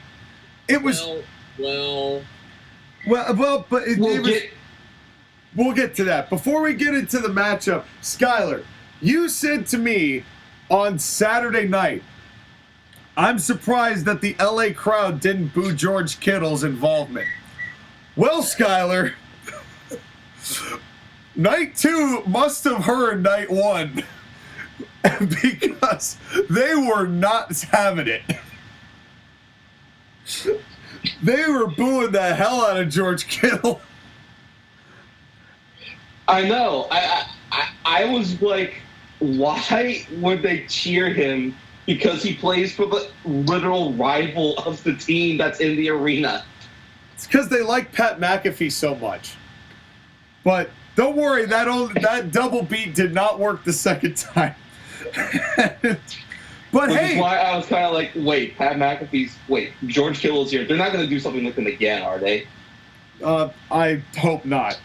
But well, they didn't. But I'm like, they could have if they really wanted to. It might have been the plan if someone's leg didn't explode. Well, we're not there yet because I do have to say, just as a quick aside, I was really happy to see Al Michaels. Joshua, if the equivalent is that he's basically like the Lance Russell or JR of the sports world. Like he's the guy, the commentator for sports. Okay. And it's like he's one of the most respected dudes in that field, particularly football of late, but he called like the 1980 Olympic Games where the United States beat Russia in the hockey championships at Lake Placid in the Olympics. He's done it all. And widely respected, but still is able to actually do stuff without sounding sad and dejected and soul dead the way that JR is now. You haven't listened then to any of his stuff on Amazon Thursday Night Football, Sean, because he does sound like JR. Because I can't hear it because the Amazon stream is bad. The Titans again. Yeah. You know what? You may not be wrong. Week 5, he had to call the Carolina Panthers versus the New Orleans Saints, and he could sound less than enthused. He could give than a watching fuck. an AEW match with JR. You're not wrong. You're not wrong. The Carolina Panthers are a football team I recognize because, I live in South Kakalaki. Yeah. So again, like, don't... That comparison to JR is very good. Yeah, so Al Michaels is the JR of football in the sports world, So, in any case, then we move on to the best segment of the night, I thought. Snoop Doggly Dogg and The Miz are back in, and The Miz goes, "Hey now, you're an all-star. Get your game on. Go play." No, he said. Well, he did How get his dare mouth you smashed. sing the song of my childhood, you ignorant asshole. Why didn't Shrek come out?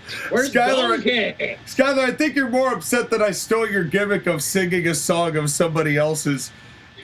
No. It's not just any song. It's that song because that was my favorite song growing up. You asshole. Hey. Then I saw her face. Hey. Now I'm a believer. Hey. All that glitters is gold. Only shooting stars break the mold. Anyway. The best part is that the guitarist actually went to my high school. That's actually there was kind a of long cool. time where I had a connection to that band. That is kind of cool. Well, but Snoop is out there, and The Miz goes, "Hey, you made a match with me, and I lost to McAfee, so you paid a fee." And Snoop's like, "What? You want to do it again?" This is like, "No, I don't want to do it again. You're a bad friend." And Snoop's like, "My bad.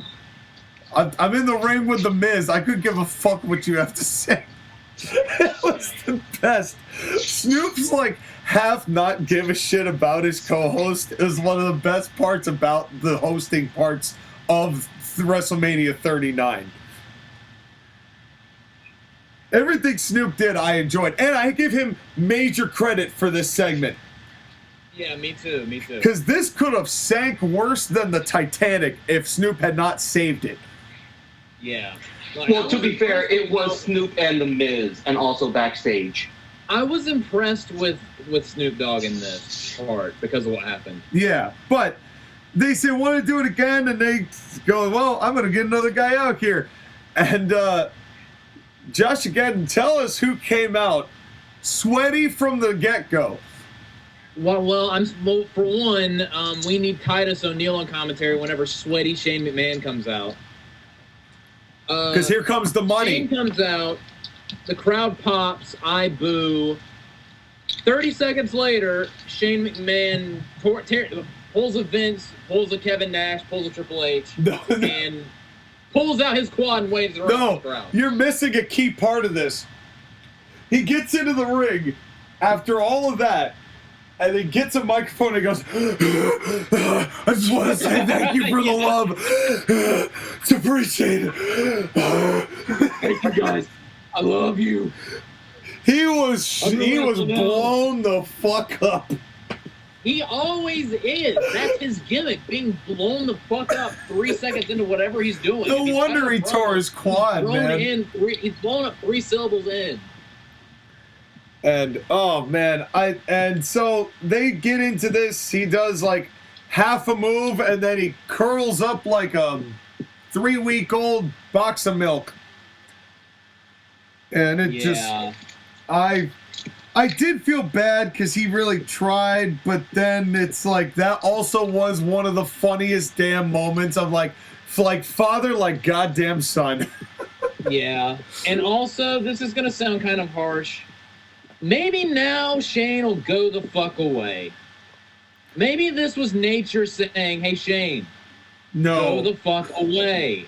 No. Because this was me saying, go away. I don't want to see Shane McMahon ever again. Can you please go away?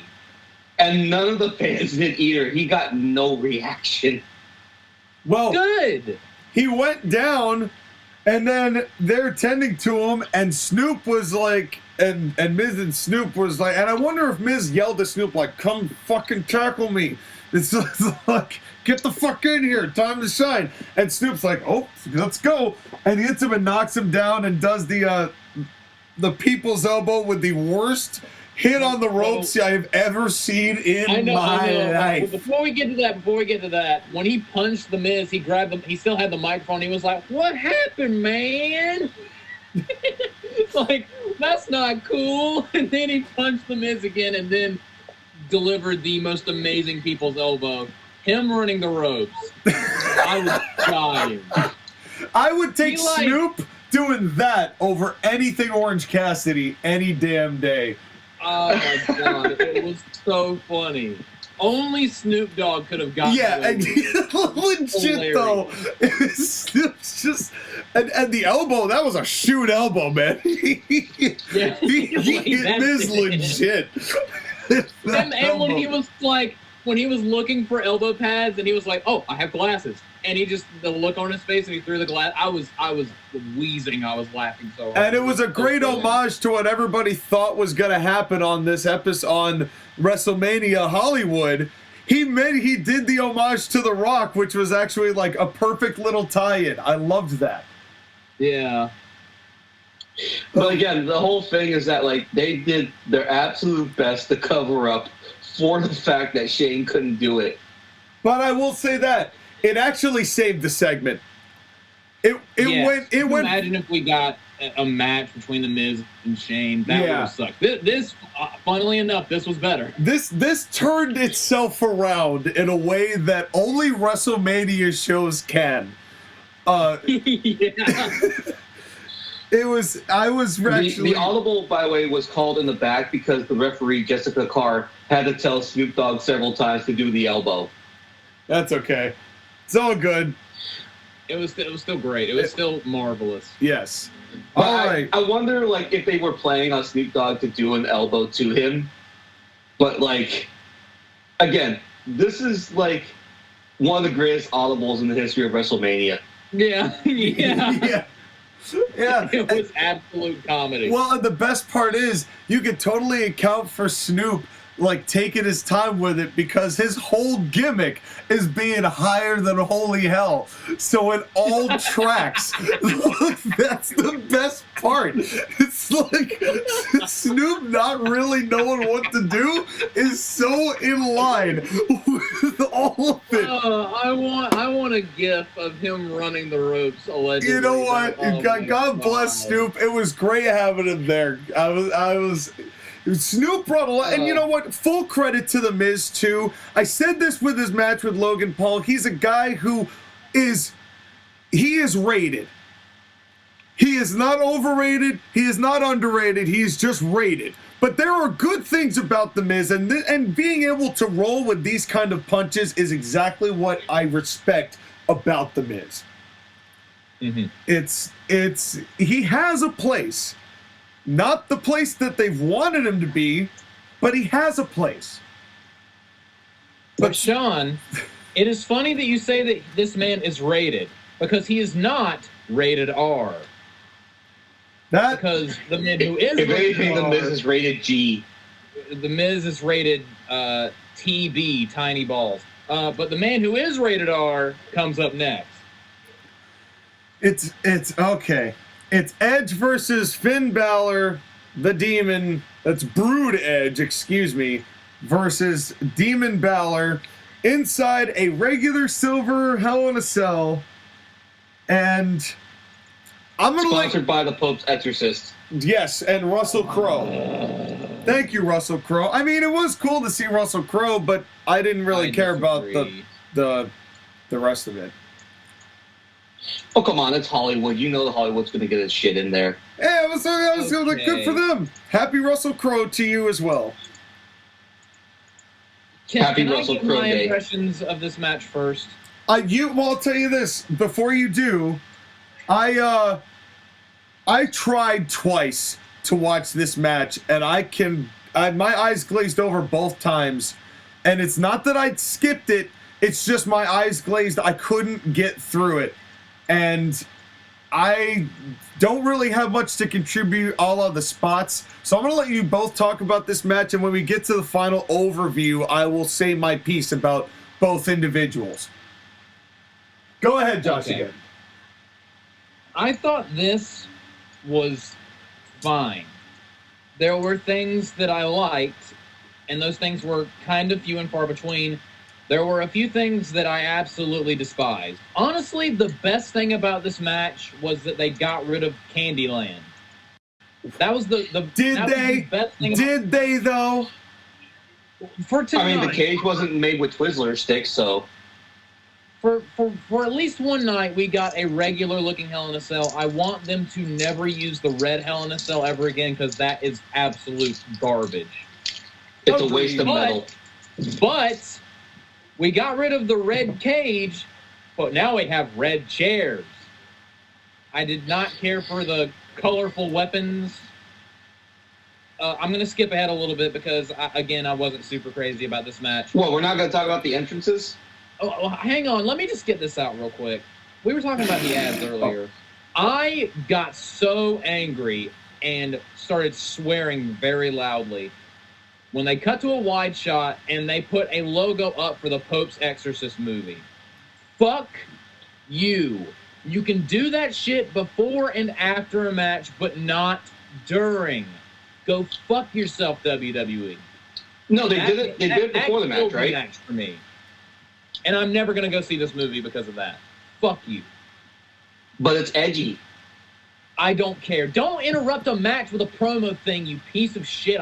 It's almost like when they interrupt the entrances to do the video package, except I would rather them do that than this. You know, if the people in Hollywood had just bought the Peacock Premium Plus tickets to WrestleMania, they would not have seen that graphic. They would have seen just the whole rest of the match. So, you know, Skylar, I'm sure you didn't even see that even happen. Joshua, also, Joshua, you want to be honest? Real quick. Another thing, again, I'm skipping ahead a little bit. No, Joshua. Let me say this, shut the fuck up. But one thing I hated, okay, near the finish, when Finn jumps on the cell, there's this stupid little platform. that has never, ever, ever been a part of the cell structure in any Hell in a Cell match that has ever happened, and was only there just for Finn to jump off of it. Contrived bullshit, I say. That also pissed me off. Okay, Joshua, can I tell you something? Yes. I have the premium Peacock thing. I did not get the ad in the middle of the match. Wow. Well, you can suck my premium Peacock for all I care. Let's go back. Let's go back. Okay, there's a little bit to unpack with these entrances. Did you like Edge's glittering skull mask? It made me think of Inferno from Soul Calibur a little bit, so I thought it was cool. But what about the mohawk that Finn Balor had? Okay, another thing that I hated. I liked Finn Balor's entrance until he pulled out the little smoke grenade things.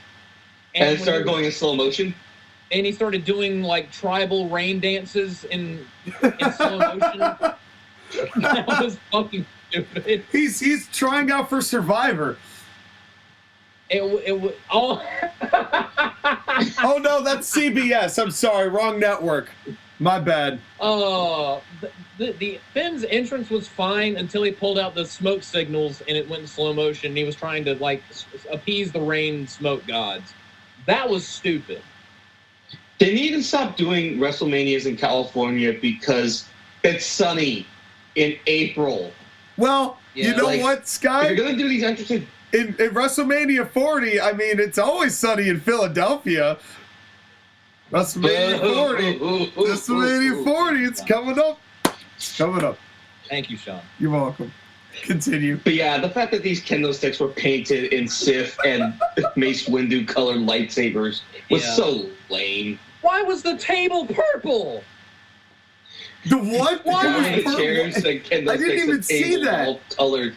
The table was painted purple. I saw the red chairs and I saw the blue and red kendo sticks and I'm like, I cannot get it. And they started right off with it. I think that was my biggest problem. I hated that too. It was immediate weapons. I'm like, okay, this feud has sucked for the past 6 months. I don't care at this point. This feud did not deserve a Hell in a Cell. As much as they wanted to make us believe it did, it didn't. Finn Balor has been getting the piss beaten out of him the past 3 damn months, and then lost again today, or whenever the hell this night was.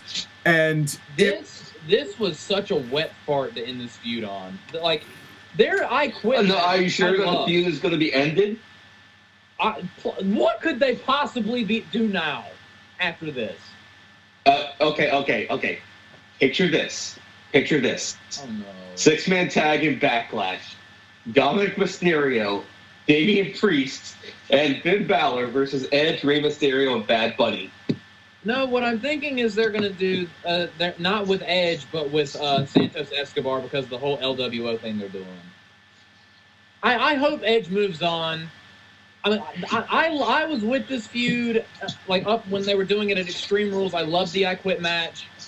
But at this point, they lost me in this match. As soon as they immediately went for weapons and got the rainbow chair kendo stick bullshit.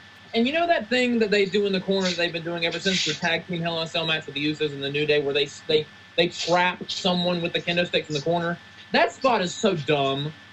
Just move the kendo stick. You're not immobilized. That's only fun once. I hated it the first time they did it. But now they keep doing it, and it's dumb. It was fine the first time they did it. It's just that now they keep doing it all the time. Huh? But there's one thing. There is credit that one thing I will credit in this match. Edge literally tries to murder Finn Balor with a ladder, and legit busts Finn Balor open hard way. And apparently, a doctor rushed in and with a fucking syringe and gave Finn Balor a numbing agent and stapled his head closed mid-match, and then Finn somehow wrestled the rest of this match. This was not very good, but I applaud Finn Balor for having titanium balls. This dude took an execution DDT off of a ladder on top of the staples in his head. No, and here's the thing: is that we have the picture. I will leave it up to Joshua and Sean whether or not they want to have the picture. He's on screen right now. Yeah. Yeah, Because it's pretty brutal. Pretty brutal. It's pretty brutal, and I do love Finn's joke of "'tis a flesh wound."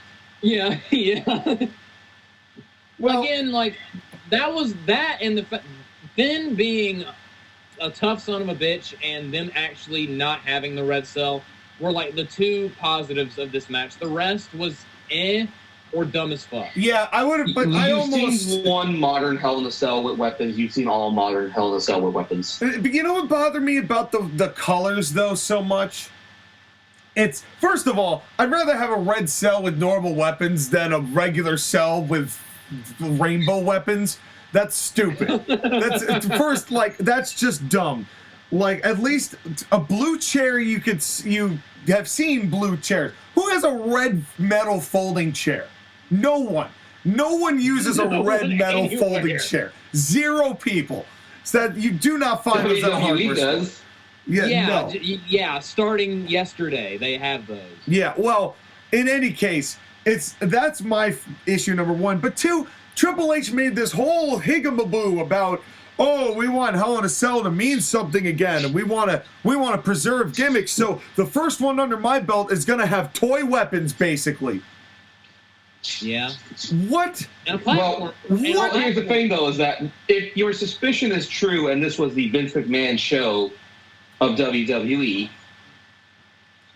Well, yeah, but maybe that was the split, the diff they came to was, all right, fine, you can have your silver cell back, but I'm coloring the weapons. Okay, Vince, we'll color the weapons for the kids. You can have one or the other. You must choose. You have to inject some form of bright colors into this match, or it's gonna look like we're trying to take it seriously.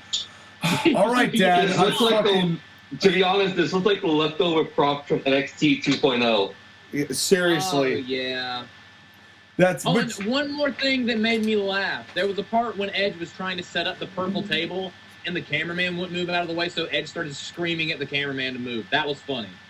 Yeah, well. Get the fuck out of my way. I'm trying to be the demon here. He was like, or something. Watch out! Move! He was channeling his Shawn Michaels 96. Yeah. That was but okay, now that we're at the end of this match and hopefully the end of this feud, I have 2 statements to make about this. Yeah. Statement number 1, would it have been so wrong to give Damian Priest a career-defining victory over an old veteran like Edge in a one-on-one match on this show as opposed to this? It would have been better.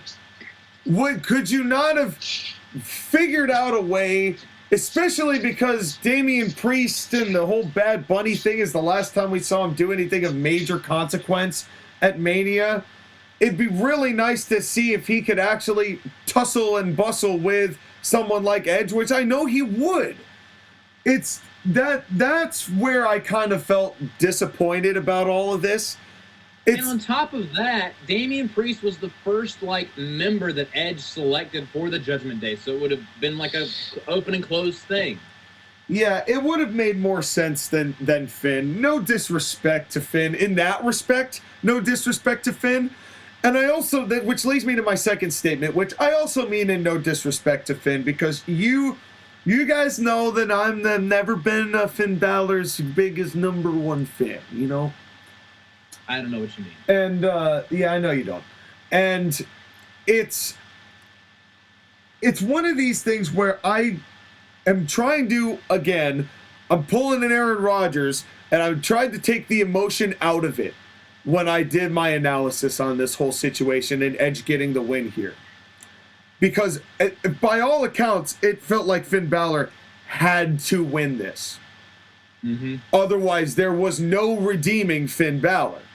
Objectively. Yep.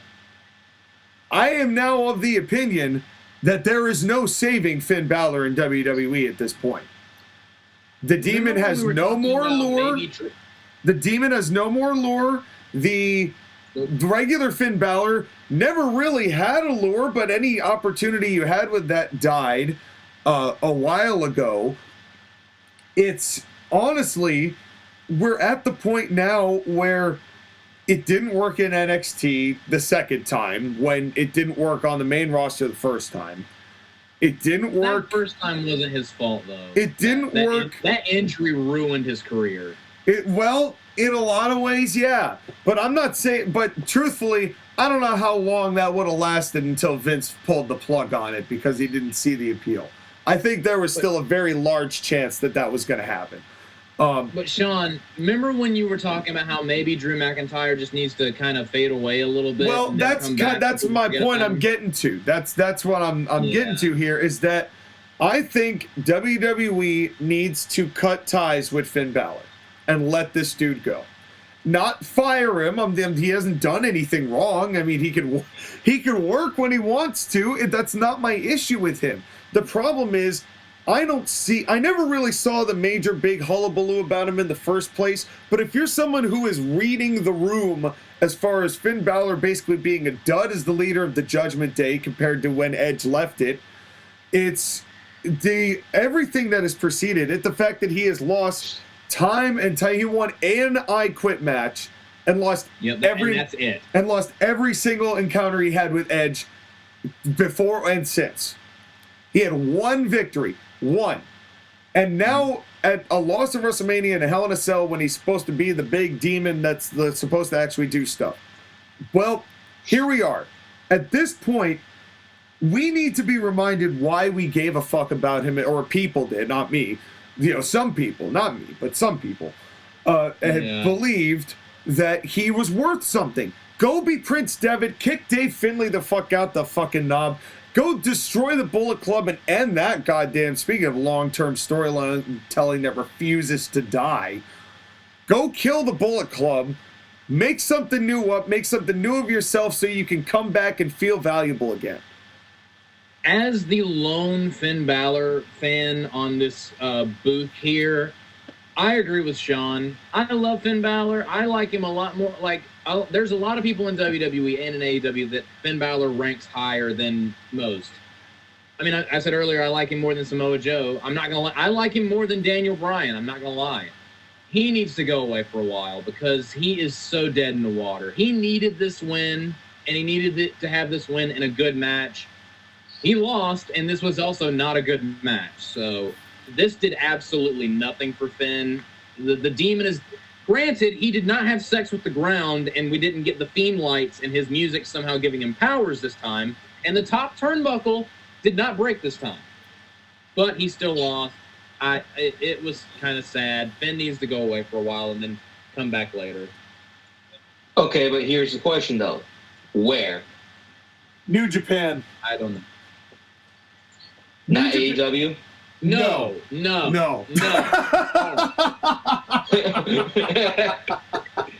Tony Khan, this is what y'all done to y'all's reputation. Just so you know, this is what you've done. This is what, every time we're like, where do they go? AEW, and the rest of us are like, oh God. Literally screamed out no at the exact same time. I don't even have the investment in Finn Balor. And even I'm like, no. Dude, remember when it was like, if you move from NXT to the main roster, your career's over? Now it's if you move from WWE to AEW, your career is over. It's the same thing. No, your career will last in the entirety of 2 weeks. And then your career's over. Basically. But I agree with both of you guys. Like, if Finn Balor is going to remain in WWE, he's just a knob at this point. Nobody cares about him. Going to another place would be good for him, but I question whether or not that place will also, like, give him the thing that he needs. I don't even know if you can repair Finn Balor at this point unless he, like, takes some time away and does something else. Yeah, I think that's the only solution you got. You know, you were kind of right, Josh, again, when you said basically this whole thing is, where do you go from here? If you've lost at WrestleMania Night 2, what do you do now? What do you do with Edge now? Well, that kind of leads me to a kind of an addendum point. I'd like to make a third point in my 2 points. In that, I believe, Sky, when did you officially retire Edge? I retired Edge. The end of 2020, right? No, 2021. Well, yeah, not counting the Edge and Christian thing that I made you do. Right. You have me retire, like, Edge in, like, 2021. I retired in, like, May. I remember this because this was when he faced Roman Reigns for the WWE title at Money in the Bank. Right. Oh, yes, okay. He should have retired then. I still would have had the feud with Seth Rollins and then have him retire. Because my problem is everything that involved his Beth, and I love Beth, and she's good at what she does, but everything that's involved Beth, and everything that's involved Miz, and everything that's involved any of that going forward has been mid to blah at best. The initial Judgment Day had promise. They ruined that with Finn Balor. They wanted to make it supernatural and spooky. Yeah, and that's not even Finn Balor's fault. I just think he was not the right choice as leader in that situation. Did you notice how the only member of Judgment Day to win was Rhea Ripley? Yeah. And I I hope that means that she's running things now. And Damian didn't even get him. Damian Priest's appearance at WrestleMania was getting beat up during the Rey Mysterio Dominic Mysterio match, and that is a crime. It would have been amazing if we had been able to get Edge versus Damian Priest at Mania, where Damian Priest actually got the win over Edge, and we had at least the potential that everyone saw in Damian Priest at least beginning to blossom. But instead, we got this. But it wasn't the only disappointment on the night. Well, hold on. I want to go back for a second because I want to explore something with Edge too. I brought it up during the Drew McIntyre thing, and of course, I will bring it up again in the main event. There were opportunities to have Roman Reigns drop the title, and Edge was one of those opportunities. Yeah, it definitely was, and it's a shame that it didn't. A shame Edge wouldn't be able to retire. I mean, I hope that's not what they're still planning on doing. I hope to God Edge isn't coming back and winning this belt now. I think that ship has long sailed. But But that's the thing is that like there was an opportunity. There have been multiple opportunities in Roman Reigns' 1,000 long day title reign that he could have dropped the title. Yeah, and like Drew McIntyre is the first one with Clash of the Castle, and then there was Edge. Again, I will bring up this point again at several points because there's an overlying theme with this pay-per-view that hangs over the head. Yeah. Unfortunately, it's on the head of the table, but we'll get there when we get there. Well, we're there. One last thing before we move on. One last point. Edge, your red MJF hair sucks. Get rid of it. It's you want him to go bald? You want him to turn into Shawn Michaels? He never should have cut his hair.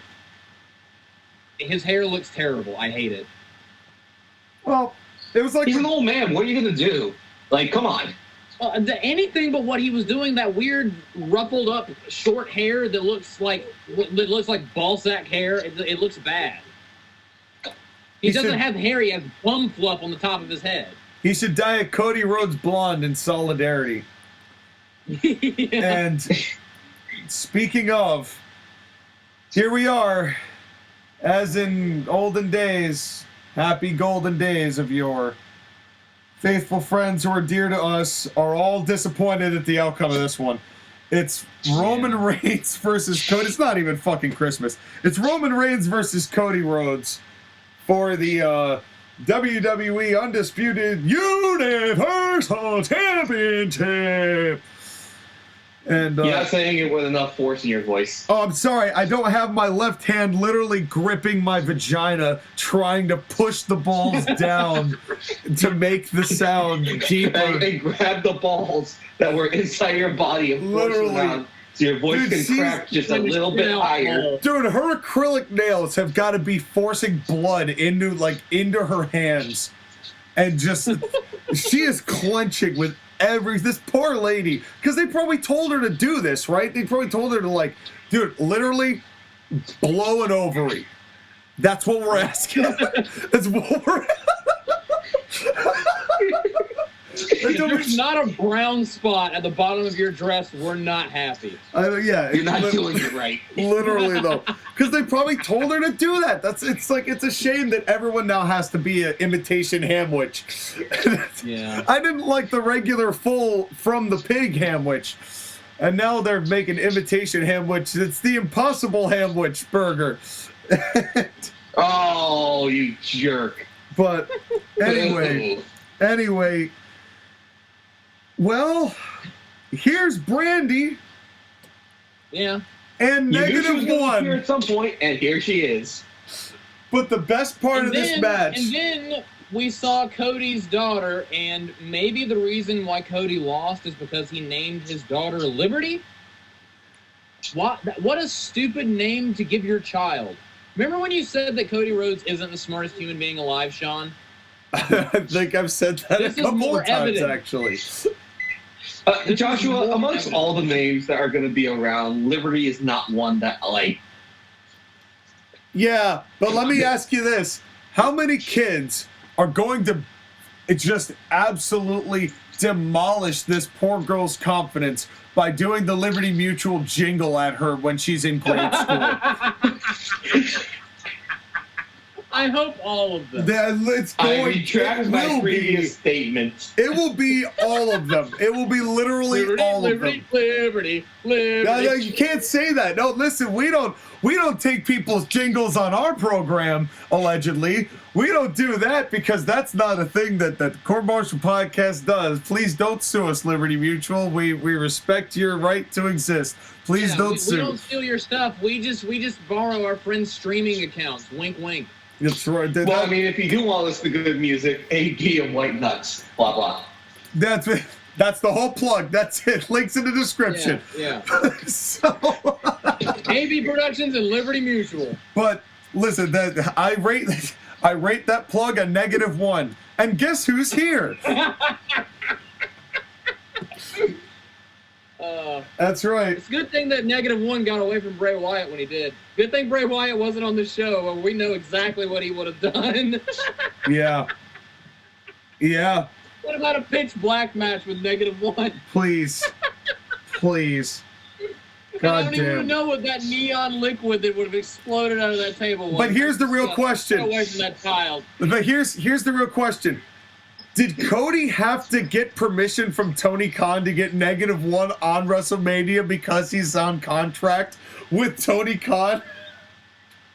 Did he also have to promise Tony Khan that Bray Wyatt wouldn't be there?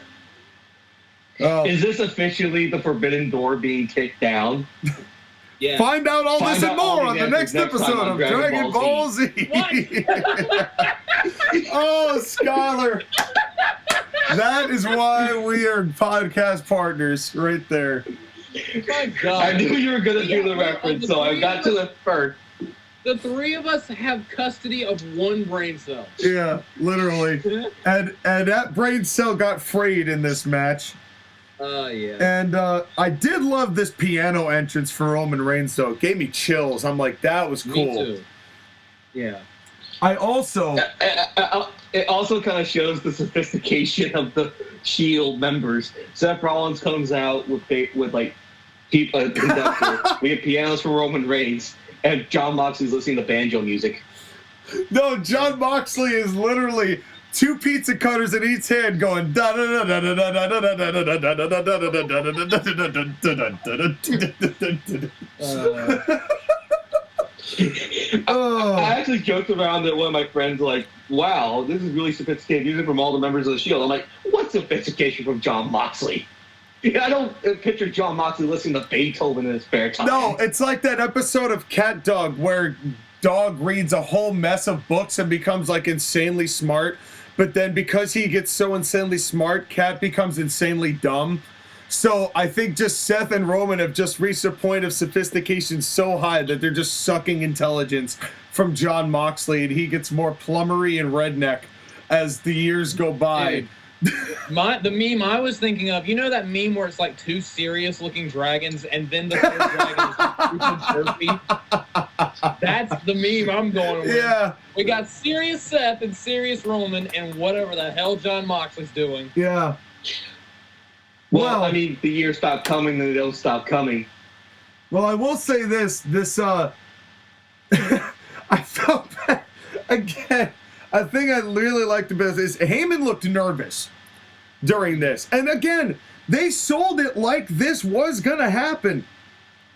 They totally sold it like it was going to happen. And I wrote down, this chick needs a new job because she's going to give herself a stroke or carpal tunnel. And or both simultaneously. Or both. But you know that it's a big fight feel, and they built it up beautifully when the bell ringing gets a pop. Mm-hmm. This felt like a main event. Well, it was a main event. It was a great main event. It was a hell of a match. I think the outcome of it is, of course, bringing the entire feeling and atmosphere of it down. But for what it was, this match was very, very good. Yes. Cody and Roman have chemistry. Yes. And it was fun to watch. But we mentioned Paul Heyman. Early in the match, Roman goes to the outside because he got smacked in the face with an uppercut. And Paul Heyman is like, you get in there and you kick his ass. You show him why you're the tribal chief. If that's okay with you, I'm speak out of turn. I love you, Roman. I love Paul Heyman. I love Paul Heyman. He's so good. But it took until this moment to get a collar and elbow tie-up. Mm-hmm. All night. But, Skylar, I believe you have 2 words for us. Yeah. This is your bit, okay? You're the one who mentioned it first. Said it in the group chat. You're the one who mentioned it first, so it's on you, bud. All right, fine. 2 words, boys. Red undies. The day that Roman Reigns changes the color of his underwear is the day that Jeff Jarrett wins the WWE Universal Championship belt. Oh my God.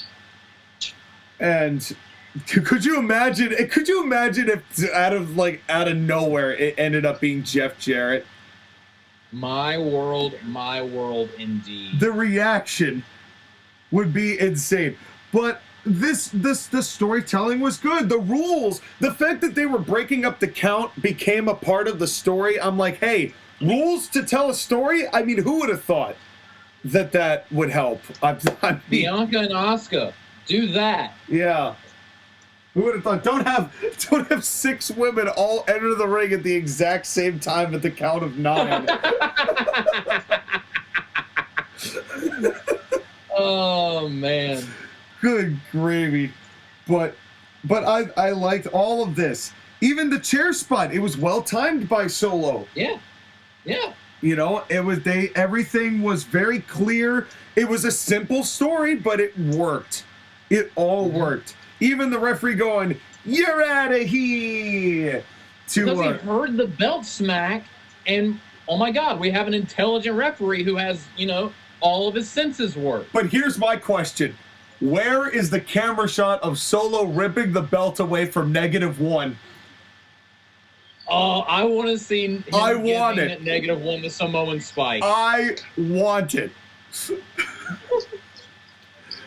But in any case, I did have to say, I'm skipping ahead a little bit. Then we get the Uragi that Michael Cole immediately calls a rock bottom like 2 seconds afterwards. Yeah.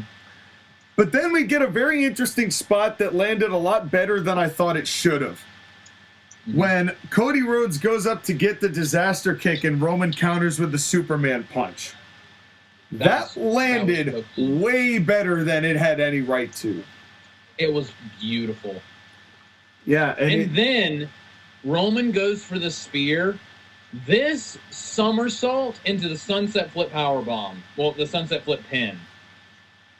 Cody often is like, ever since he came back, he's kind of been reserved as far as his showcasing athleticism. This was the most athletic thing on the night. Yeah, that was pretty cool. It was so fluid. It wasn't as athletic as Logan Paul box jumping and immediately into a moonsault. It wasn't that level. That was insane. It was so beautiful. It was so beautiful looking. Yeah. It was, but this here, the thing about it is that was shocked. Something in this match shocked me, besides the finish, but something in this match shocked me. And that is that Cody lands the figure 4, and I don't know whether you guys noticed this. He hits the figure 4, and it was like somebody had just like opened up the balloon and went, and the crowd just deflated. And I said, imagine a world where the figure 4 leg lock deflates a crowd. But that's exactly what happened, and I could not understand it. Is it because it has finished nobody lately? Or is it because is it oversaturation at this point? Because everyone does it, and then does woo, because we all know what they're doing. Yeah, you never see someone lock into figure 4 like the not Ric Flair way. When you think about it. Charlotte, but she does the figure 8. Yeah, but she still gets into it by rolling her body around. You don't even have to do that. You just pick up somebody's legs and get them into the position. Nobody does that. They all wrap their bodies around like Rick, because that's always what everyone knows the figure 4 to be. It's just fascinating to me that we are in 2023 where the figure 4 as a move is practically dead. Because everybody does it as a tribute to Ric Flair. Yeah. The man's not even dead. At least Eddie's dead. Yeah, wow, that's a sentence in 2023. Yeah. I know what you mean, though, That's Sky. right. I'm not disagreeing with you. Yeah. It's a surprise. No.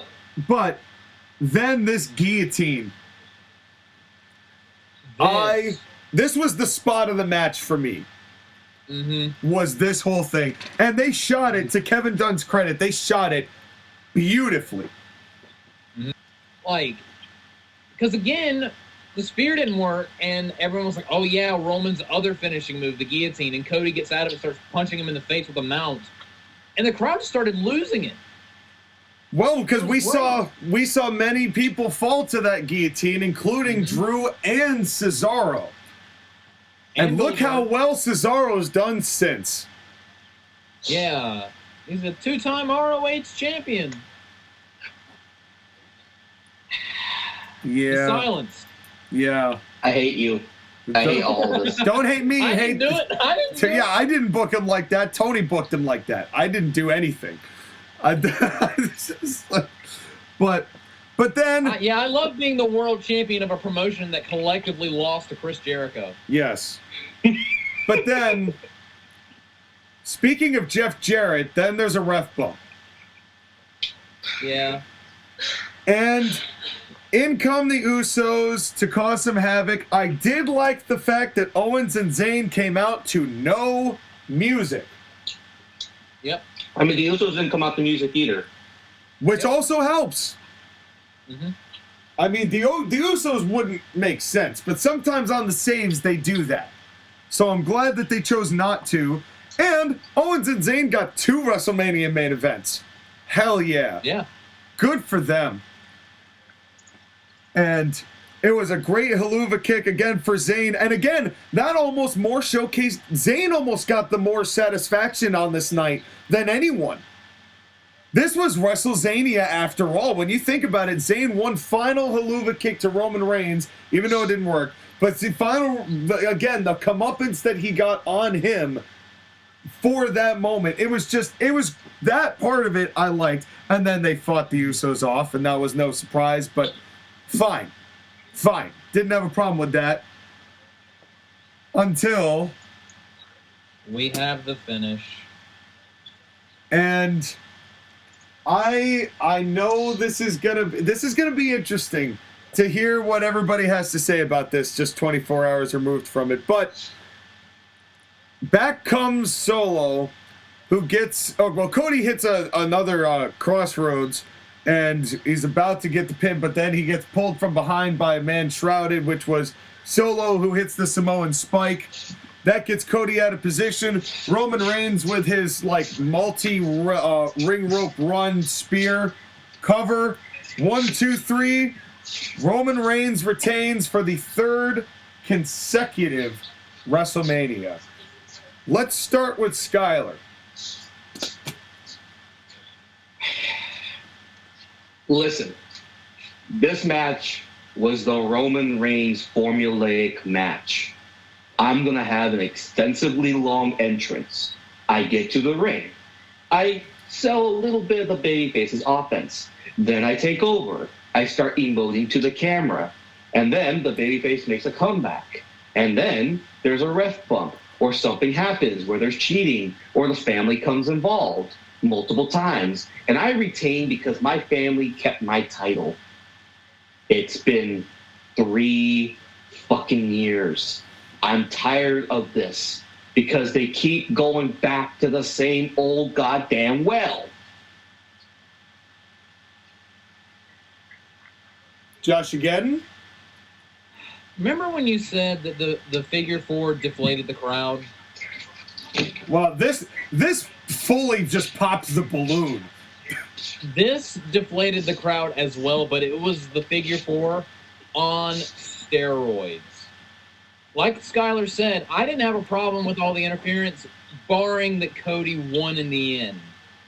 Cody did not win. And when he counted 3, my exact reaction was, wow. This ending sucked. Like, my God. Like, I don't even really know what to say.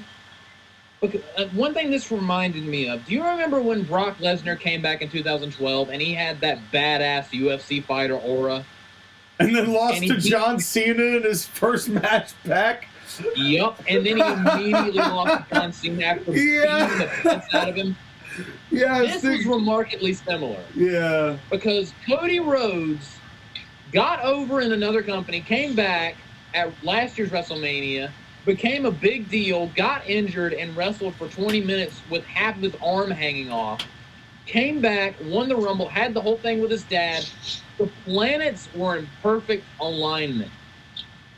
But this fucking company is allergic, deathly afraid, has a severe phobia of making stars. I don't care about Roman Reigns beating Bruno Sammartino's record and then holding the title for another 12 years after that. I don't care if the idea is a rematch with Cody at WrestleMania 40. This was the night to do it. You did everything correctly up until this point. This was the ultimate layup, and they didn't do it, and I don't understand. Fuck you, WWE, for not doing this. What do you do now? The theme of this show, what do you do now? Like, I'm not gonna get pissed. I didn't get pissed the entire time. I just don't understand, and I'm frustrated. I'm not gonna stop watching. I'm gonna watch Raw later. I just feel like this was one of the biggest missed opportunities in the history of this company. Well, okay. I wanted to... I hate to quote Aaron Rodgers twice in the same podcast, but I had to take the emotion out of this and really look at it from an objective point of view before I formulated my take on this. On the one hand, you could say Cody Rhodes overcame adversity as far as his injury was concerned, but much beyond that, he won basically everything. He even won that match with Rollins, even though as gutsy a performance as it was, that was a case where you really should have just used the real life piece as the adversity. But if you want to go with this whole idea that kayfabe exists and that whole universe has its own separate set of rules, Cody hadn't faced the adversity yet, which is why I get that. I don't agree with it, but I get that. On an exterior level, I also believe that a big part of what this issue is that we knew that they were going to announce this sale to Endeavor, which by the time you were hearing this has already been official and set in stone, locked in place. And that's the deal, the merger with the UFC into one super company that is going to fight on fight night, and Michael Cole will blow another gasket. But that, I believe, forced them to think about whether they wanted to go hard reset when they were having that, or whether they wanted stability laying over into that, what will undoubtedly be an arduous and rocky road and transition as far as the future of what WWE looks like and feels like and is run like. And in that sense, I understand why you scoff, but it's true, because there are going to be things that change, whether they're in Vince's control or not. And one of the reasons that they did this was, you knew the lure of 1,000 days was going to appeal to Vince or Triple H or whoever is really calling the shots, which we now know is Vince McMahon after this press conference, because they say he has the final say, end of story. So now we know out of the horse's mouth that the suspicions that I've had since January have in fact been true. Now, I want to do one addendum to that. It's that Triple H will be running the day-to-day stuff with creative and will have most of the say. It's that Vince has final approval, which is different because it used to be a triple Vince. God damn it. Another TNA superstar. It's just three copies of Vince. Just because you said that's not good, I'm now absolutely going to do it. It's Vince, and Vince. Triple V. I mean, Vince McMahon, Vince Dunn, and Vince Russo. Oh, God. Well, now that abomination has been created. Jim Cornette. Yeah. Vince Cornette. I bet. But no, like, the whole thing is that Vince McMahon. Vince McMahon has admitted that he's too old and can't do the day-to-day stuff as much as he would like to. Well, you say that, but he may say exactly what the people who are buying this company want to hear. And it's Vince McMahon. Well, let him twirl his mustache as he literally, he looks like Walt Disney if he had fucked the Monopoly Man. And it's like, it's seriously, and you're telling me that this dude is not going to have the final say and just stick his nose in from here and there. As big as Triple H's nose is, Vince's nose is just a little bit bigger. The point is, we're getting off the topic here. I understand them wanting to keep that going for the sake of that and for the sake of this transition period that inevitably will probably take us to WrestleMania 40 to really take effect. You know, this is going to be a year of transition for the entire company. So not wanting to change course, I understand the reasoning. I don't agree with the reasoning, but I understand the reasoning. However, I agree wholeheartedly with what JoshAgeddon said when he said this night was it. This was the moment. This was the story. This was the defining moment. Crowning the new champion. What will the Bloodline do? They've lost all the belts. And you could even have had Roman Reigns win it back in a short amount of time. Who knows whether Cody would have even been successful as a long-term champion. My guess is kinda. But people would end up getting sick of him. It's just the way it is. Roman Reigns could have won this title back in a couple months' time and you not have had any issue with that at all to have that moment happen. My worry and my concern, because this has been the program in WWE. As much as we love Rey and Dominic, that was great, and that obviously developed more than we thought it would. But truthfully, the thing that has brought in the most people and kept the people the most interested is the Bloodline. If you can't pull the trigger on that story at this moment, what is stopping that very, very ripe fruit from starting to mold? And that's now where I think I'm at, because I started thinking, who's going to beat Roman Reigns? And my answer is, I don't care anymore. It's not even about how he did it. I could give a fuck whether there's interference or not. That's been happening since the dawn of time when it comes to wrestling. I could give a fuck. But the fact that this was the time to cause this motion to happen, and it didn't happen, said to me full wholeheartedly that this was Vince McMahon's show. Is this night too was 100% Vince's show, especially after the gold that was given to us the night before. This felt to me like, don't trust what you just saw the night before. Don't trust those feelings, because like the ex-girlfriend that was fun to fuck, once that sex is over, you'll be reminded of all of the pain and the trauma and the torment that caused you to want to separate a year ago when you rated this show a 0. And all the elements are there. Now, granted, it was not that offensive, but it does feel like we have completely hit the brakes on getting out of the sand pit. We're right at the end of the sand pit, and our back wheels are now starting to sink back into the dunes. That's what worries me about this finish, is that I cannot trust that WWE will pull the trigger on this with the right person, on the right occasion, in the right moment, because this was that moment.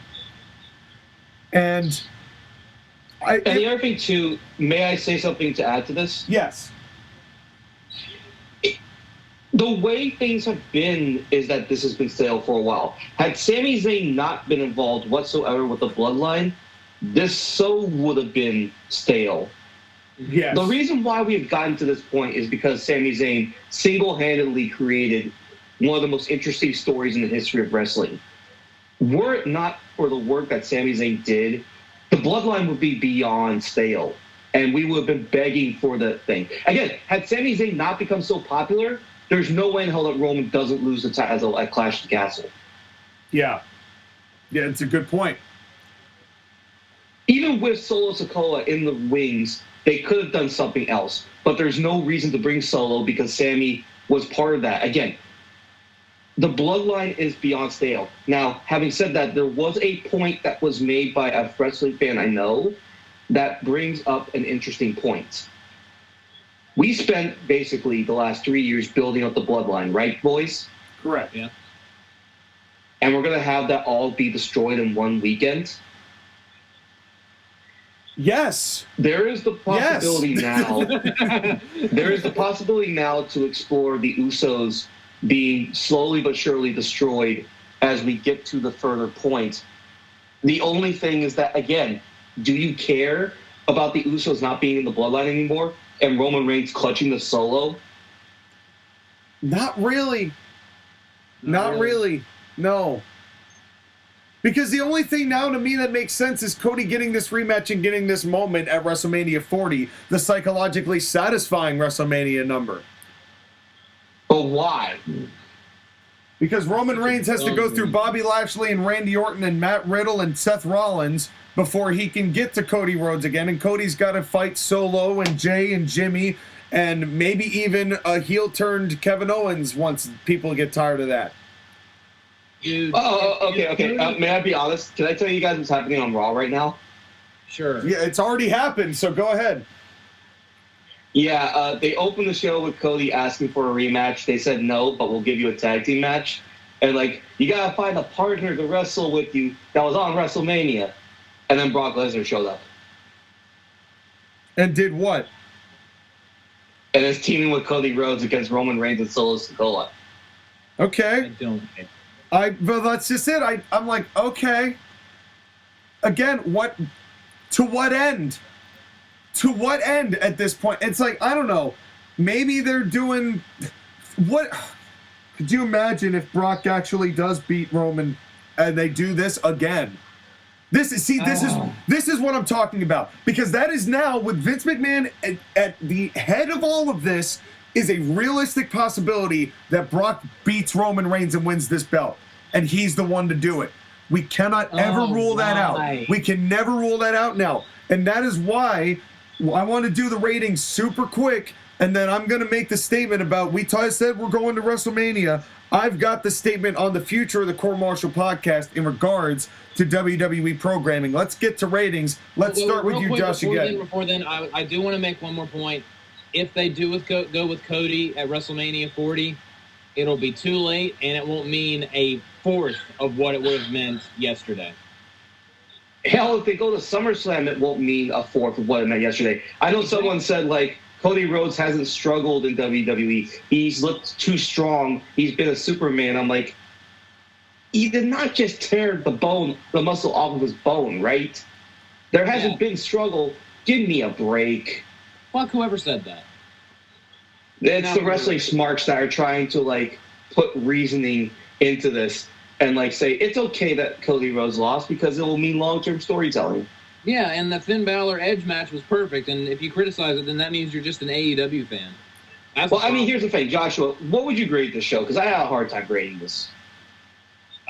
Me too. It was, again, this was not a bad show. In fact, I would say this show was somewhere between fine and good.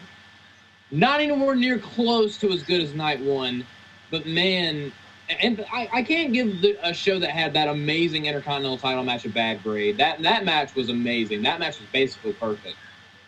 But the finish of the main event really soured me. So, again, tough to grade, but I don't know if this is going to be the highest, but I won't be surprised. I'm going to give Night 2 a 6 out of 10. Okay. Skylar? The temptation is there to Bret Hart this son of a bitch. I'm not going to lie. I wouldn't blame you. I wouldn't blame you. I gave WrestleMania Night 1 a 9. And this is tough because, like, there wasn't anything that I objectively hated besides the decision-making of the main event. Like, I didn't love... Well, we all skipped the women's four-way tag, which also softened the blow a bit. Yeah, that's true. I don't know. I'm not like I understand. I get this is all tough. of this. Again, like I don't know. I can't give it a 6. I was thinking about giving it a 6, but like I can't. I think in my heart of mind, I'm just like numb to it. So I'm just gonna give it a 5. I'm playing right in the middle with this. Well, and I'm gonna be once again the sweet, creamy, white Oreo filling between the two of y'all's, but it's, that's just how we like it. That's I know. Skylar has it flipping at the bottom again. But in any case, my problem is this. It's not so much the match quality that bothered me tonight, which a lot of times it is. There was nothing on this show that was horrifically offensive, albeit we skipped the women's match. The bad women's match, or the one that we weren't interested in. But my biggest problem with this night is more the implications of the company at large therein. Mm-hmm. And JoshAgeddon, I said yesterday, my big concern was that we were going to get a Triple H NXT TakeOver Night 1 and a Vince McMahon Night 2. And look at that. I was right. Correct. Note the lack of surprise. But the problem is... Who's in charge? Me! Vince! Yeah, clearly. Who's in charge? Well, and that's Vince McMahon right now. And he's perfect with the mustache. Yeah, seriously. But it's... Nothing was bad... So that's certainly a plus. I mean, the Intercontinental Championship match alone. We think about what we got at Mania 38 Night 2 and what this was. Total night and day. Total night and day. And realistically, if we got a B pay-per-view like this, we'd all be like, that was way better than expected. If we got a B pay-per-view like this. But this is WrestleMania Night 2 after Night 1 blew everybody out of the fucking water. And I just have concerns about this company enough to kind of be like, I'm not sure I want to get hurt again with you. I'm giving this a 5.5. And again, it is not necessarily the fault of the participants.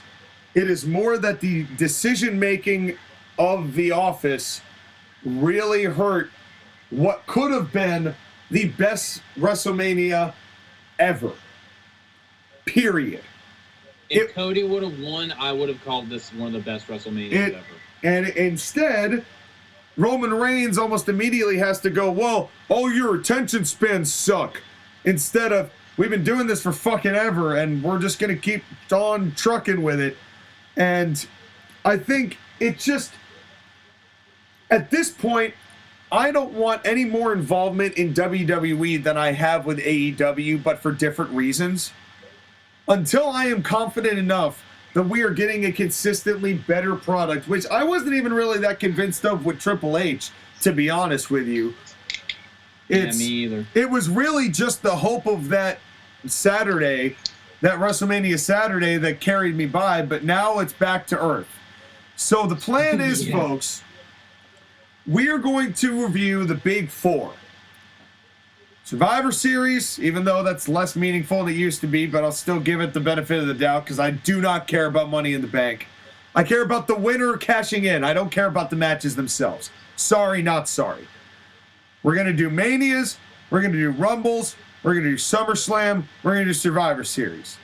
We're going to cover those. We are also going to cover, because in the interest of fairness, and even though they suck so much ass, in the interest of fairness and because it does get us views, we are going to watch the Big Four of AEW still as well. Now, Skylar, I know you don't have... Why? But... Why? Fear not, you two, because Sean likes to torment us. we are changing. Well, but things are changing.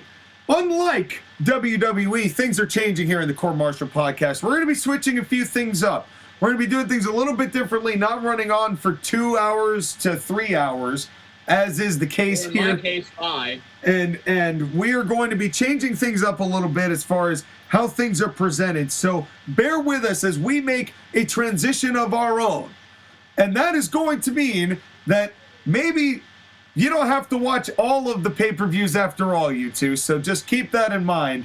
We'll figure that out later. And folks, you just got to stay tuned because the Court-Martail podcast is always evolving. Thank you, you two, for staying the guys that you are and making this show what it is.